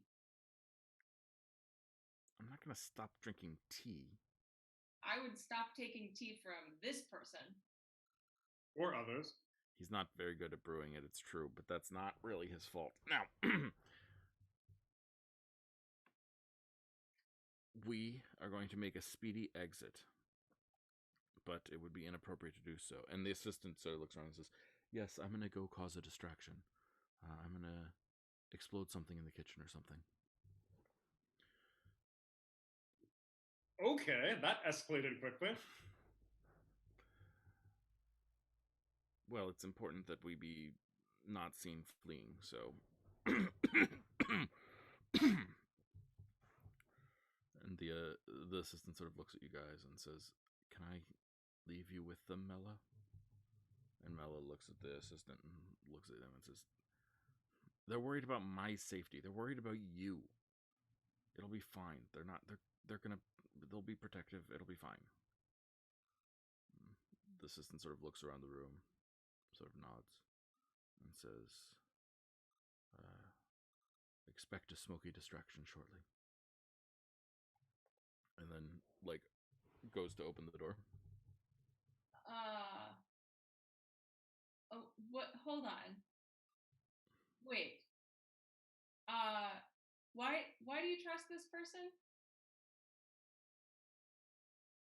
Why do I trust my assistant here? Yeah.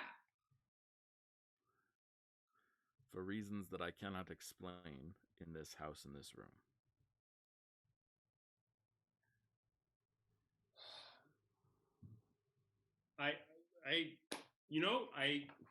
I trust you, and I'm not going to tell you how to live your life. You've been doing this much longer than I have. I will. You got to be more careful. You got poisoned. You too. I don't know either of you, but you both got poisoned. Wow. Well, I was poisoned shortly after my bodyguard left town. So, assuming I am poisoned, that's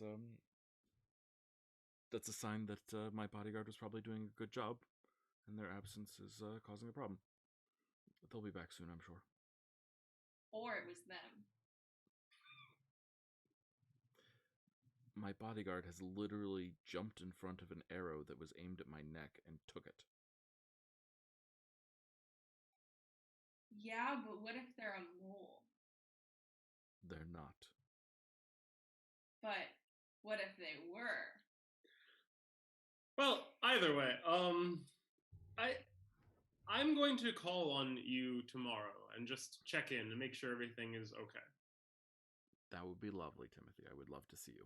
Okay. You should get some more anti-poison stuff and not take anything from anyone. That's what I would do. I think you should do that. I can't be seen leaving the party under suspicious circumstances. It would be a sign of weakness. So, if you would do me the honors, and she looks at her assistant, and her assistant nods and opens the door, starts walking out. Oh gosh. Maybe you guys are right about this cough. Here. Hold on. Let me just check the. Here's one for the road. Also, I'm gonna cast another protection from poison on her. Yeah, can you roll another D10 for me and reroll if you get an 8? Okay. With the 2. Mm-hmm. Yeah, absolutely. She looks at you and suddenly her eyes seem less cloudy. You didn't even realize that they were sort of muted in color slightly. Wow, that's I'm already feeling better. Yes. Perhaps you should go to a doctor. I mean, a different doctor. I'm sure my assistant will bring one. No, don't trust the assistant.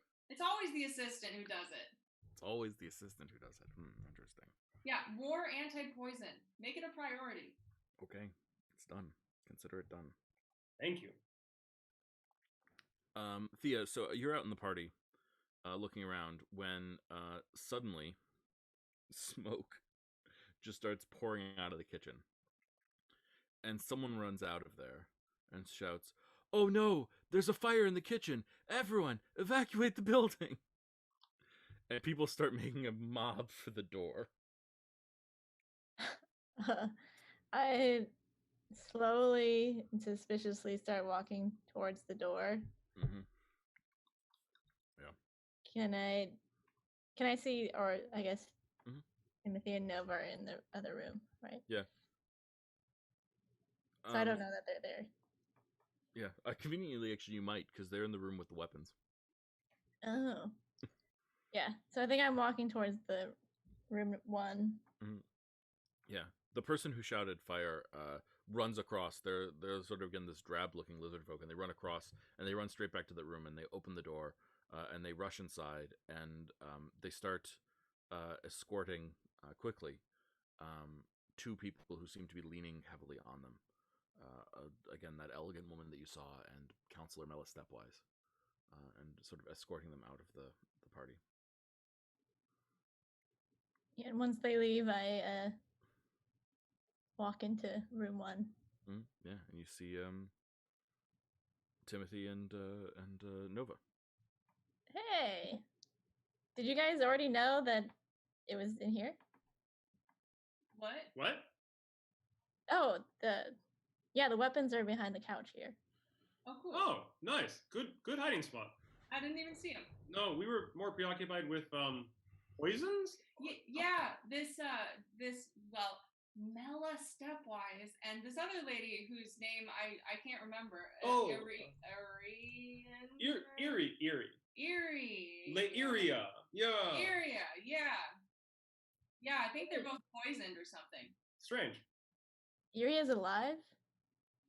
I mean, I don't know her, but I heard she was gonna not be around. Anyways. What? Do you know something about this, Thea? I only know very little, and that somebody said she was gonna die. I don't know. But that's all I know about her. That's all you know. You don't have... Okay. She seemed nice, I think. Well, mostly poisoned. Well, that's what I got from her. Mela seemed to like her, right? True. Oh, that's good, I guess. Not if she's gonna die. Yeah, that is unfortunate. Or I thought she was already dead. Huh. Anyways, you think this party is gonna keep going? You should probably like leave, because that's what everyone else is doing, and it'd be way suspicious if you stayed there. Yeah. Let's join the crowd. So there's an evacuation through the front door mostly, and then people are sort of out there in the cold. But even though no one's going that far, there's sort of this assumption that this happens sometimes. Is sort of the atmosphere like it's a little bit like a fire drill for a school. You know, you just like you're out there and everyone's just continuing chatting and living their lives. And someone sort of so one of the waiters had the foresight of organizing the other waiters to bring the drinks outside with them. And so the drinks are circulating, and people. And Lady Yuka comes to the front and says, "My dear guests, the minor inconvenience has been solved. Please feel free to rejoin the party and come on in. And I welcome you all back. The Primarch will be here soon, at least according to his assistant. So please come enjoy the show."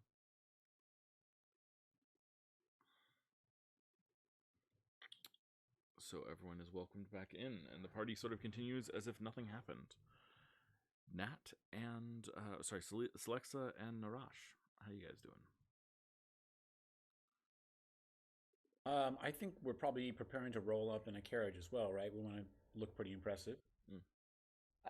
Yeah, I was kind of imagining that as you were describing that, I was kind of imagining that we were like just getting to the threshold of the place when suddenly people started like pouring out and and like yelling about fire.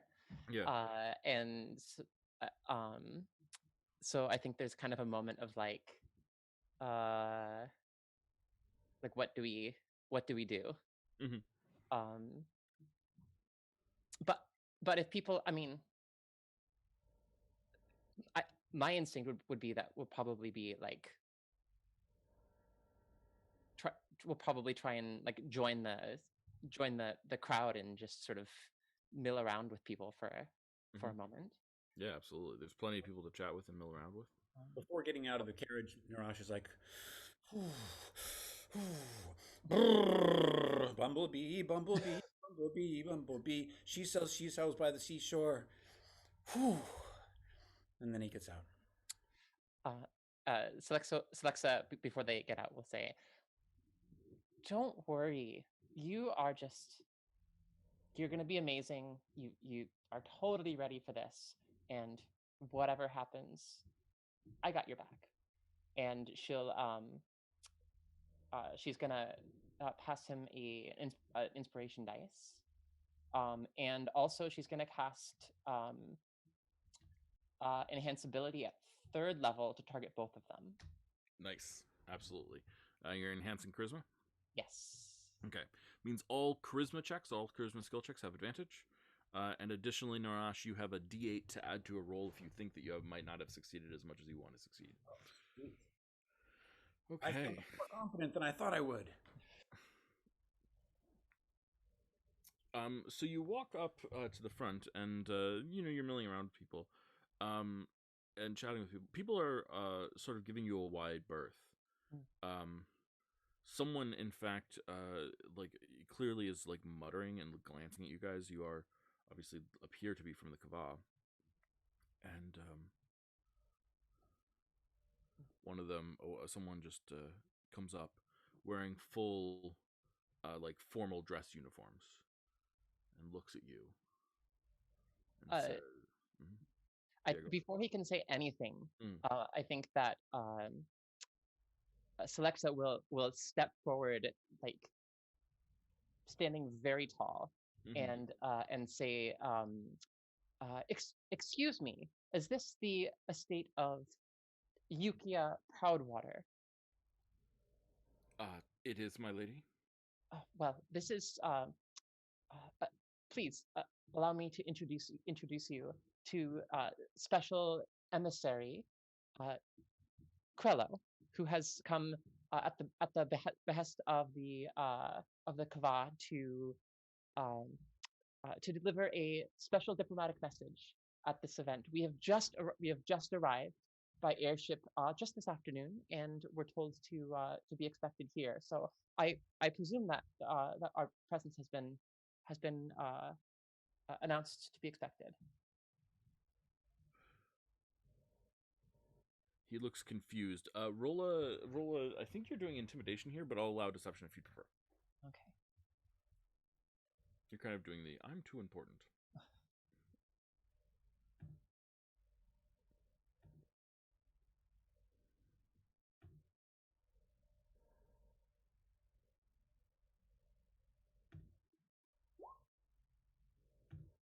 Nice. 19. I did not realize that there was a formal emissary here from the Kava. Oh, really? Well, that seems quite irregular. Excuse me. Who am I addressing? My name is Commodore Seaweed. Oh, well, Commodore, it is a pleasure to meet you. I am CD. I am assistant to the emissary, and I will be assisting him as cultural advisor all evening. So please, if you have any questions, you may direct them to me, and I will, of course, consult with emissary Krella. Where is Yukia Proudwater? I'm surprised she hasn't greeted us already herself. She is inside helping deal with a slight issue, I'm sure. This, oh my God, how embarrassing to come to a party like this and that everybody is just milling around in chaos. Is this how parties are normally conducted in Aren't in you the racing? cultural emissary? Aren't you the cultural translator? Aren't you supposed to know these things? Just because I have studied the many cultures of the Shimmering Seas does not mean that I have come to expect, I don't know, this level of chaos at a at a at an event at a estate such as this. No, you just like chaos from the battlefield when you kill our people.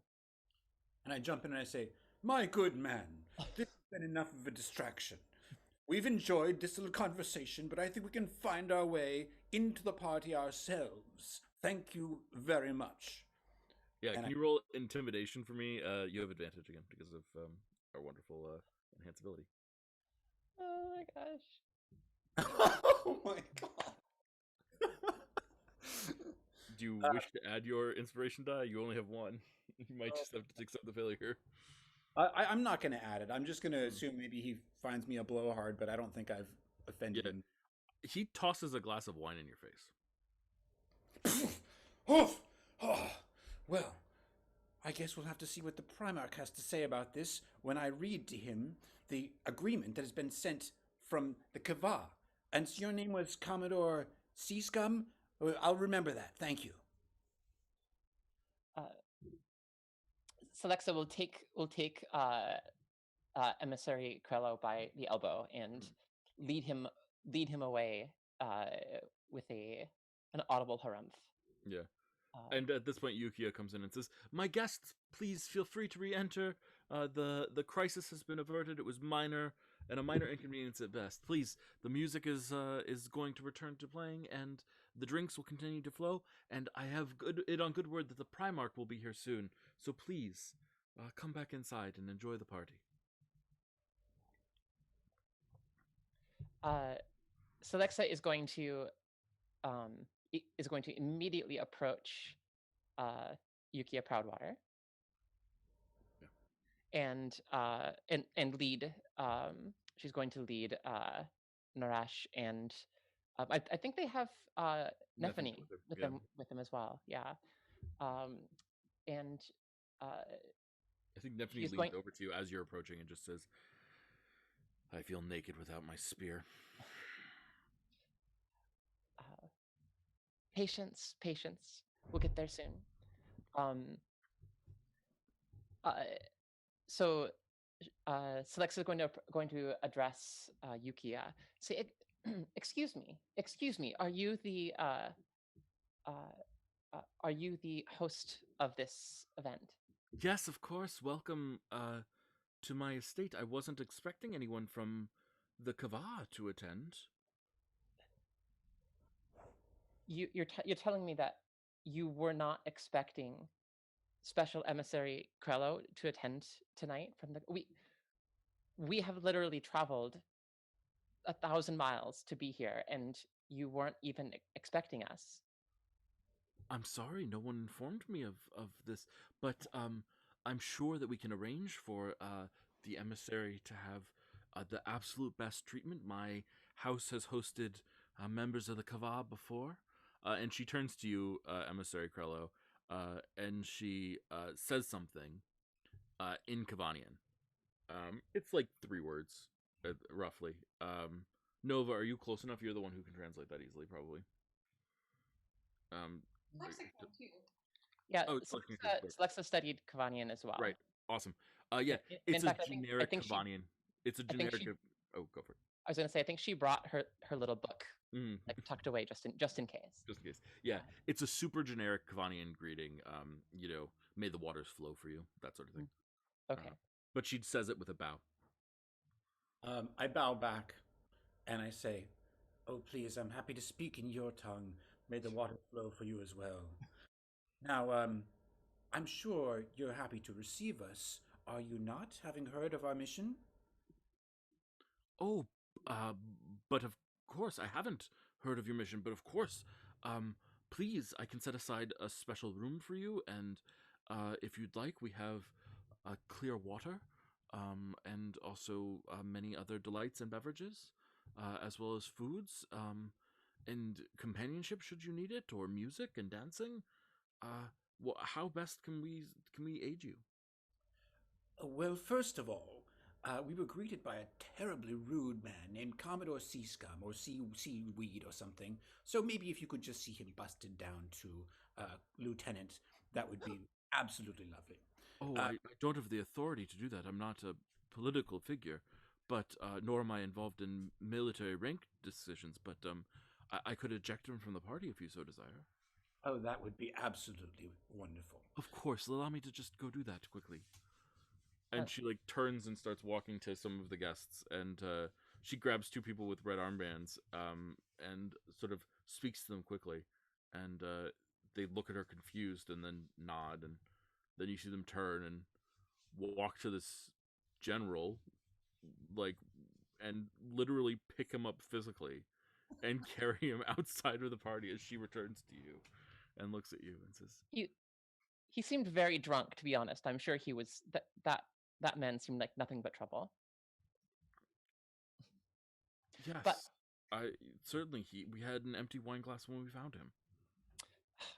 I knew it. Well, the emissary will allow you to escort us to a private room now.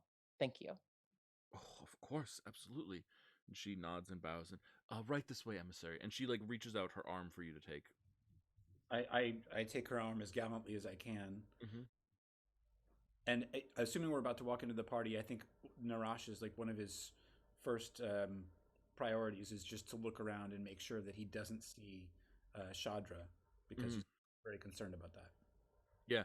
Why don't you roll a performance check for me to see how elegant you are? You have advantage still. Yeah, that's working out well for me so far. 13. Yeah, you're certainly qualified. Yeah. And so you start making your way into the party. Why don't you roll a perception check for me to see if you spot Shadra?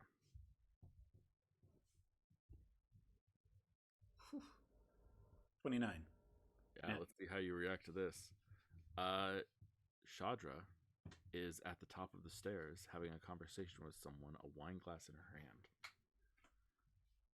Oh. At the top of the grand foyer's big staircase, so it's like on the second story, which is substantially higher, but you spot her. And so I'm still on Yukia's arm, is that correct? Mm-hmm. Yeah. And Celexa, are you kind of just right on my other side? Yeah, I think Celexa will be standing right next to you. Yeah, so I as we're walking along, I lean into Celexa and look my eyes up to the top of the stairs, and just whisper as just though I'm saying something in passing. Shadra. Is it evident? Like, can I tell who he's talking about? Mm-hmm. There's a lot of people at the party, so yeah, there are. But I think like it's a lizard folk that has like a very different coloration than any you've seen except on him. So it stands out a little bit, not substantially, not in a way that like would make it like, because lizard folk have a lot of varieties of coloration, but it's similar enough to Narash that you can pick her out. Interesting. Nothing remarkable about her other than that. She's just kind of standing and drinking like any other party, or like any other person of the party. Okay. As far as you can tell. I'll allow. No, you're too far away. I was gonna allow an insight check, but I think you're just too far away. So yeah. So Yukia escorts you all to a room and opens it and gestures for you to head on inside. And so I say, and so you'll bring the Primarch in for a little discussion with us later, I hope. We'd be honored to meet him, and we do have a special message for him. Oh, of course. I hope it brings good news of concession and peace. Peace, perhaps, yes. I am sure that the Primarch will be pleased with the message that he receives. Well, I will refrain from spreading the good word until I hear it from him. Now, yes, can please. I arrange for anything to come to you? Entertainment, wine, food. Certainly, a small spread for us to nibble on would be absolutely wonderful. Before you leave, I just thought, you obviously have a foot deeply in the door of the highest parts of government here, and I don't think it would be being too forward to say that we'd like to reach out to the Primarch about a matter that we think we can be closer allies with regard to. Have you met any off-worlders recently?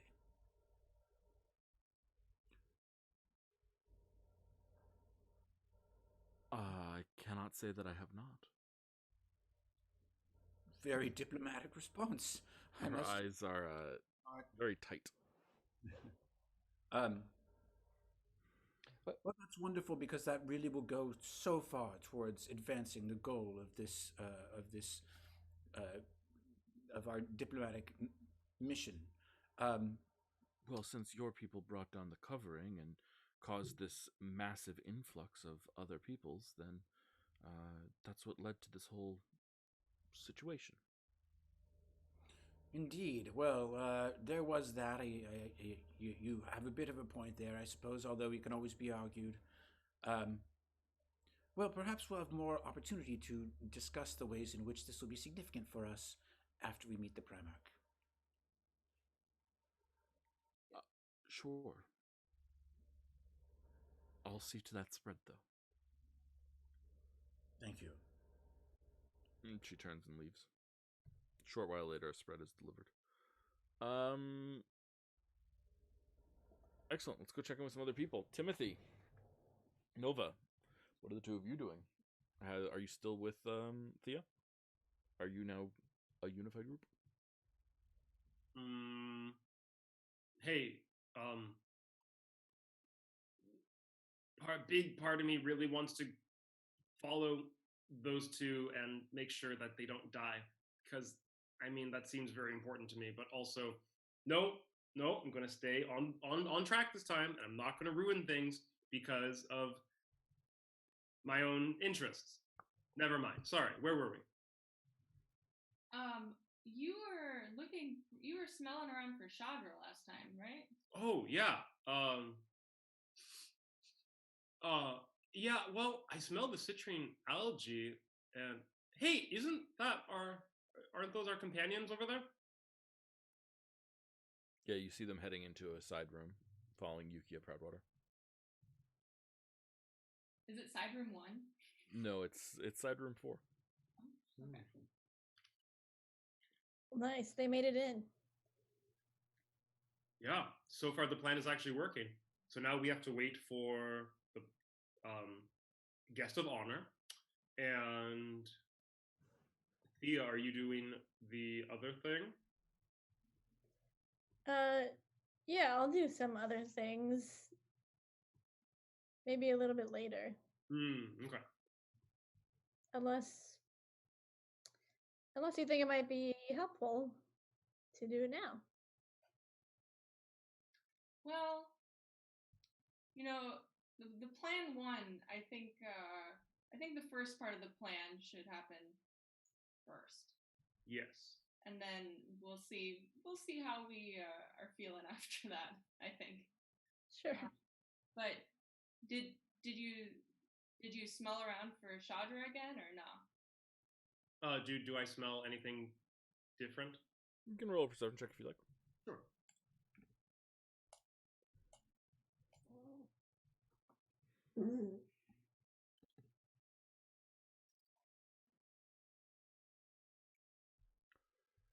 You, the scent of citrine algae is covered by a very strong smelling soap. But you do smell it. I'm not sure. I'm not getting a very good read. So there's so many god awful perfumes. This is why I prefer the forest.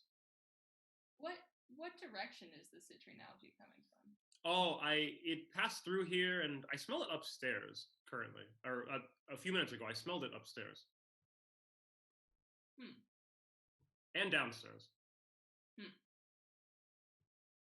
You smell it on like the food table at all? No, it doesn't seem to be coming from not the punch. Let me tell you that. But well, maybe one of us wants to have a little look-see upstairs or downstairs. Well, upstairs is actually doable. Downstairs is off limits currently, so maybe that one later. Yeah, maybe I'll poke around upstairs. I won't go too far. So, sorry. So again, the party has sort of 2 stories, and then there's the off limits upstairs. I assume we're just heading to the 2nd floor of the party. Yeah. Cool. Is that all of you heading up there, or just Thea? I'll stay down where our where the rest of the team is. Yeah. And what about you, Timothy? I will mill about near the door so I can intercept the Primarch when he comes. Intriguing. I like it. Okay. And Nova, what about you? I'm gonna hang out by the door where the Kavanians went. Yeah. Okay. So you guys are in sort of opposite sides of the same room, so that when the Primarch enters, the Primarch will bump into Timothy first, and then the Primarch will head towards that door theoretically, and Nova is outside that door, so Nova will be prepared for that situation. And then Thea is heading upstairs. Well, then let's follow Thea up the stairs. So Thea, you make your way up the stairs. A couple people glance at you, and how you're dressed, and just sort of nod. There's a little bit of approving sort of looks. You definitely feel slightly out of date, but not like super out of date. And like there's definitely like a Racian style that you are like embodying, to the degree that people sometimes like even would mistake you for Racian. And you make your way up the stairs, And yeah, it's a little bit darker here, and the music is more distant, and there's a lot more like intimate conversations. There's high tables with candles on them that people are standing at in various positions. Lots of different types of people here. There's from many different walks of life. You notice that there's like a halfling that's standing in one corner, and like around him is a whole group of people who are all like staring like intently as he shares some sort of tale or story of some sort. And then somewhere else you see that there's like a couple of lizard folk that are deep in quiet conversation. There's a lot going on up here. Yeah. Can I see any like vials or anything like that on any of the tables? Yeah, absolutely. Roll a perception check.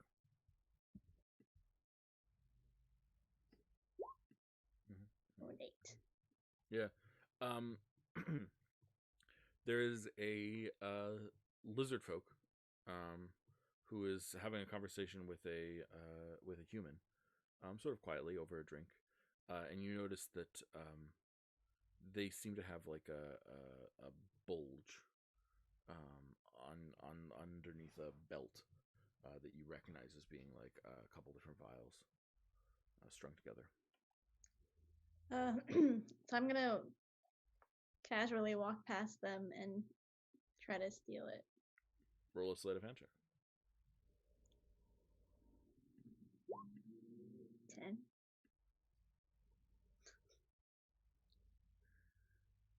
And what are you doing? Oh, sorry. I think my belt got stuck on your belt or something. This is a nice party, though. If you want some, you can just ask. Oh, well, what do you got? It's not like it has any religious significance. Do you want a taste? Sure. Breaks off a little piece, reaches down, pulls open the vial, breaks off a little piece, and crushes it between and says, "Open up."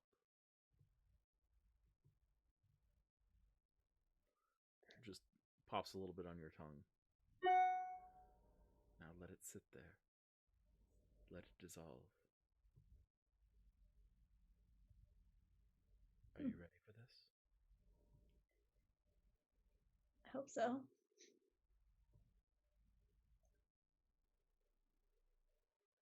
This is how you are going to die.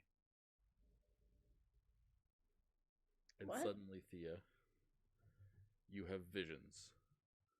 A whole slew of them. Almost like a meaningless number of them. All of them you. Images of yourself being stabbed, being cut, falling down, getting pricked by a needle that is covered in poison.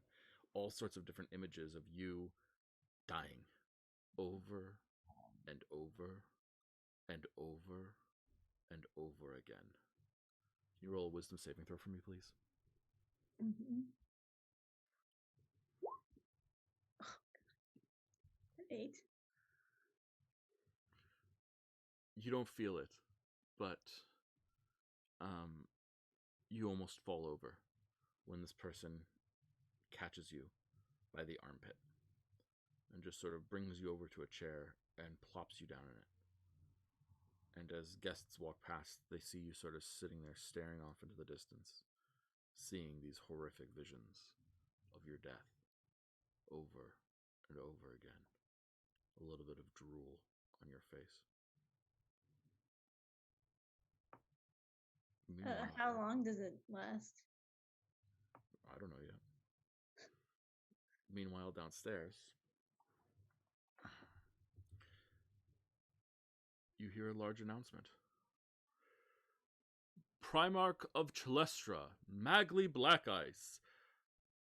And you see an elegant human, dark hair, goatee, bad mustache, looks like a supervillain, walks in and smiles broadly at the party. Everyone sort of quiets. This is the first time that anyone has entered that has led to any sort of quiet. And he says, "No, no, my friends, do not allow me to take from the festivities. I am here to enjoy the party just as all of you. For as citizens of this great nation, Chalestra, I look here and I see a representation of our people and our strength and our beauty.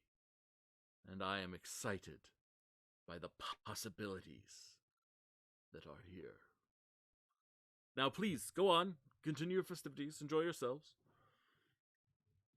And he just starts walking casually in. Timothy, you're there. Roll a perception check for free, please. Okay.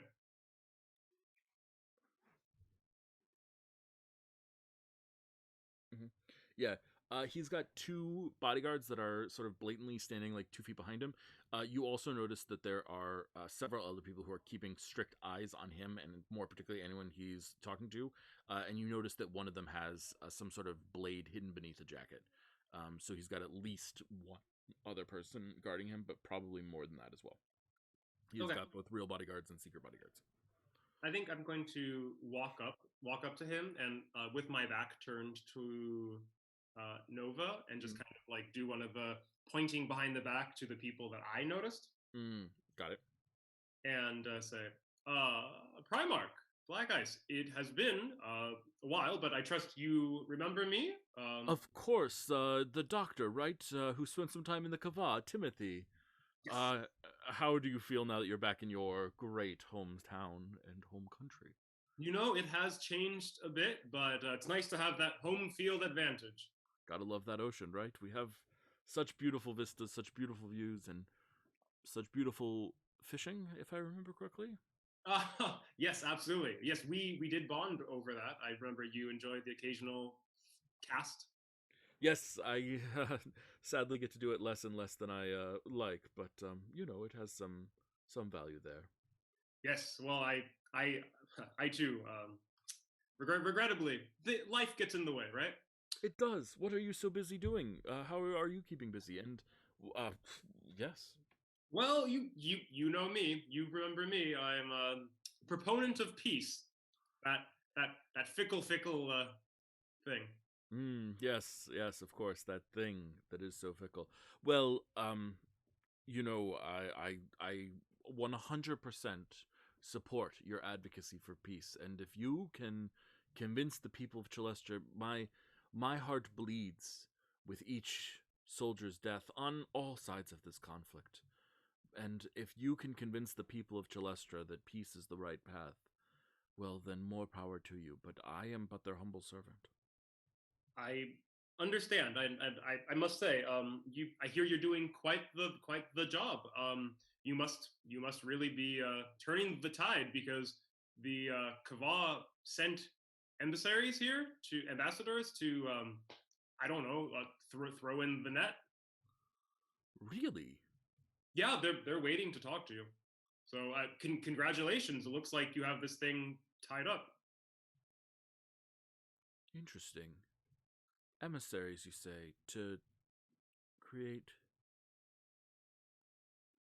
And did you speak with these emissaries? Do you know what their intent is? No, I have not talked with them. Intriguing. But so, I mean, I heard Yukia go on about like peace treaty, which I perked up about. Well, of course, there's many advantages to being at peace, and assuming they make the appropriate concessions and admit their part in the destruction of the covering. Well, I certainly think we could arrange for something like that to occur. You drive a hard bargain. I'm sure that whatever agreement you come to will have Chalestra rise to the top. Well, of course, we are, always have been, and must continue to be the shark. Better the shark than the minnow. But why don't we go talk now? I can. I won't be in the room, of course. It's not my business. But go ahead. I won't keep you. Of course. I must have a quick conversation with an ally of mine right there. But I'll be there shortly. Of course. I know that you have some vested interest in this, of course. Trust me, it won't be longer than a minute. By all means. And I'm going to go to the one man with the sword that I noticed. Mm-hmm. Yeah. And as I pass, I'd like to put some mind control fluid on him. Okay. Yeah. Absolutely. Oh, sorry. Didn't mean. Oh, pardon me. It is no problem. He blinks several times. Careful with that sword. I don't know what you mean.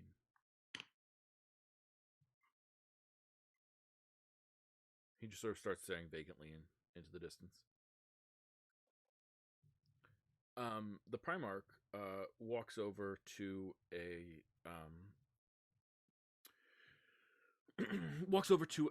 a human, dark-skinned woman, and just sort of speaks to her quietly, whispering and sort of glances. The woman looks like her eyes go wide with shock, and then she sort of glances around and glances at room 4, and then nods. And then the Primarch looks at her and nods and turns around and comes back. Well, Timothy, if you've spent time in the Kava, if you know these guests, why don't you show me the way? And he smiles. Yeah, but by all means. And the two of you start making your way towards room 4. You remember Nova? Or no, I'm sorry. I don't think you've had the pleasure. I'm sorry. You are. Oh, hi, Nova. We went to the Kava together with Timothy and I, and fun times. Right, you were the I got the update. You're the Priani one, yes? Yep, that's me. Ah, yes. So what do you think of our fair and beautiful country? Oh, beautiful and fair. Love it. It has so much more water than I've ever seen. Absolutely. Yes, well, being from a desert, of course, it's quite dry there. Not a lot of water to go around. Exactly. No, it's great here. Nausea. Well, in the words of your people, may Marilla bless you. And he starts walking towards the door. So, I think while all this is going on, and Narash and Selexa and Nephany are in the room, kind of nibbling their Gruyere and drinking their cocktails or whatever. I think that she's gonna be asking about Shadra. So she says like, so she's here, huh? What does that change anything? Yes, that changes the entire plan.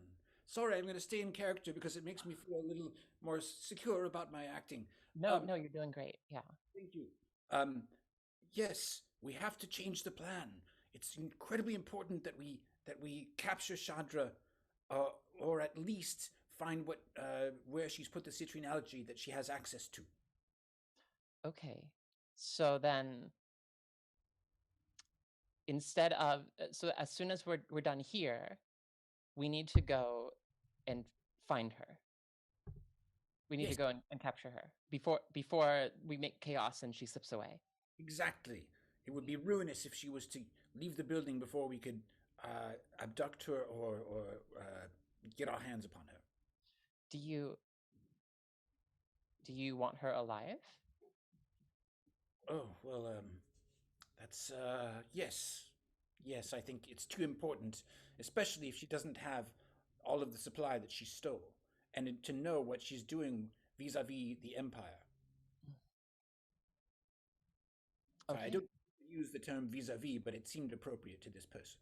Oh, yeah, for sure. Well, and you're just, you're on a roll, and I respect that.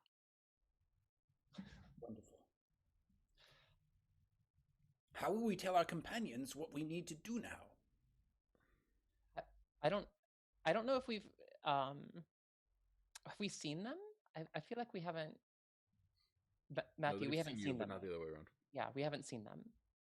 Hmm. So I don't know. I guess we'll try and track them. Also, I think Timothy said he was going to try to lead the Primarch to us, so maybe we'll see him after all. I don't know. What about Thea? Thea is very resourceful. I'm sure she can look after herself. You're right. She's probably doing very well. Yeah, absolutely. So the Primarch is about to open the door, and we see this from the other side when he pauses and turns around and looks out at the room and starts speaking in this loud voice. And again, everyone hushes when he starts speaking. And he says, "Good citizens of Chalestra, may I have your attention, please? It has come to my attention that an emissary from the Kavar is here to negotiate terms of potential peace between our peoples. As you all know, peace is something that is very dear to my heart.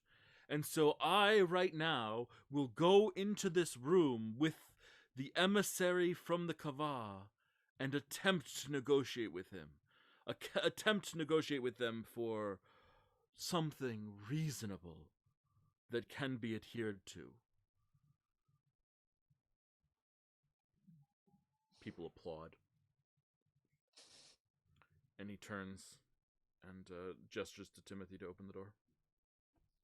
Do? And you guys see as Primarch Magli Blackeyes enters the room, looks at each of you with a broad smile, waits for the door to close, and then the smile disappears instantly. And that's where we're going to end today's episode. This guy was in musical too. Yeah, that's really true. Let's hand out some experience points, people. How we doing? Oops. Wham. Ooh, looking good so far. Okay. Let's go around and do the whole darn experiential thing. Nova, how'd you do? Well, I don't know if I threw myself into danger today. I agree. I You have a lot of potential to do so right now. You're sort of primed to throw yourself into danger, but the danger hasn't escalated enough for you to throw yourself into it. Yeah. So. I don't know if I assisted Narash and Celexa yet. I don't know if that's working towards or if that's a no-go. Yeah, I think it's a no-go. Okay. And then I think I technically kind of took Ruin for a test drive by destroying that stuff. Yeah, I agree. I'm gonna give you. I mean, I think really what your goal there, secret, like that you said, take him for a test drive, but really what your goal was is to learn more about Ruin, right? And yeah. I think that from that perspective, being your actual goal, like yes, that was successful. You learned more. You know, Ruin is interested in certain things. You know, Ruin is kind of thinking about those things a lot, and you're getting a vibe there. Okay. 2 points then, Celexa. Okay, guiding light. Yeah, I think that she feels like she is on the cusp of making another kind of like world changing event, and so I think she definitely feels like she feels worthy today, at least up to the point where the Primarch's expression changes. Yeah. Belief 1. I don't know. Narash, do you feel like you're on your way to trusting Celexa a little bit more? Yeah, definitely. I mean, it's been good moral support so far. On my way. And I haven't gotten you thrown into jail yet, and it's been like almost an hour. So, yeah. There you go. Yeah, I'd call 1 point for that. And then for the music thing, she did, she did practice on it a little bit, and she also is practicing using it to cast spells. So yeah, using it to cast a spell, I would definitely call working towards. So okay, cool. Definitely. So that's 3 altogether. Yep, sounds good. Narash. Yeah. So for my guiding light, I think I'm doing pretty well with earning the trust of my companions. The whole part of getting their help, securing their help in my quest is developing. Mm-hmm.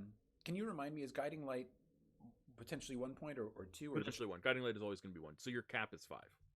Okay, yeah. So I mean, I would say I work towards the guiding light today. I agree. Belief 1 has the idea for shenanigans to ruin Yuki's party. We haven't really gotten to the crux of my idea yet. Although I think it was my idea to be the ambassador. Mm-hmm. So that's yeah. Yeah, definitely a point for that solidly. I think planning is definitely always worth a point if planning involves prep. So 100%. Yeah, and the other part of it was more specifically about my interaction with Yuki and the Primarch. Mm. I think that's also in process. I agree. Yeah, so one for that, I would say. Sounds good. 3 points there. Gotta love it. John. Okay. Timothy abhors the loss of innocent life, guiding light. Well, I think he prioritized the mission, so no. Yeah, I agree. No guiding light. Timothy feels awkward about the decidedly violent things. Yes, he finished that. He talked to Mela Stepwise and got a favor from her. Yep. And number 2, get his hands dirty by finishing the brain plot no matter what. Working towards. I agree. Gotta love that. And Thea. Yeah. So guiding light, getting closer to the team. I think we're working as a team on this event. I agree. Belief 1, still working towards to help Nova with the curse. Mm-hmm. Belief 2, to poke around upstairs. Just hasn't happened yet. Mm-hmm. Sounds good to me.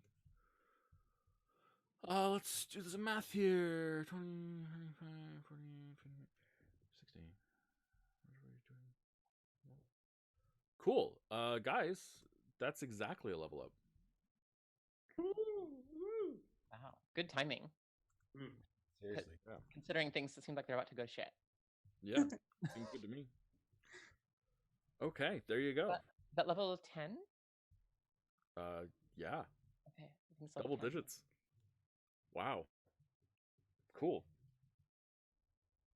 Hope I did that all right, but it seems right. Okay, cool. Awesome.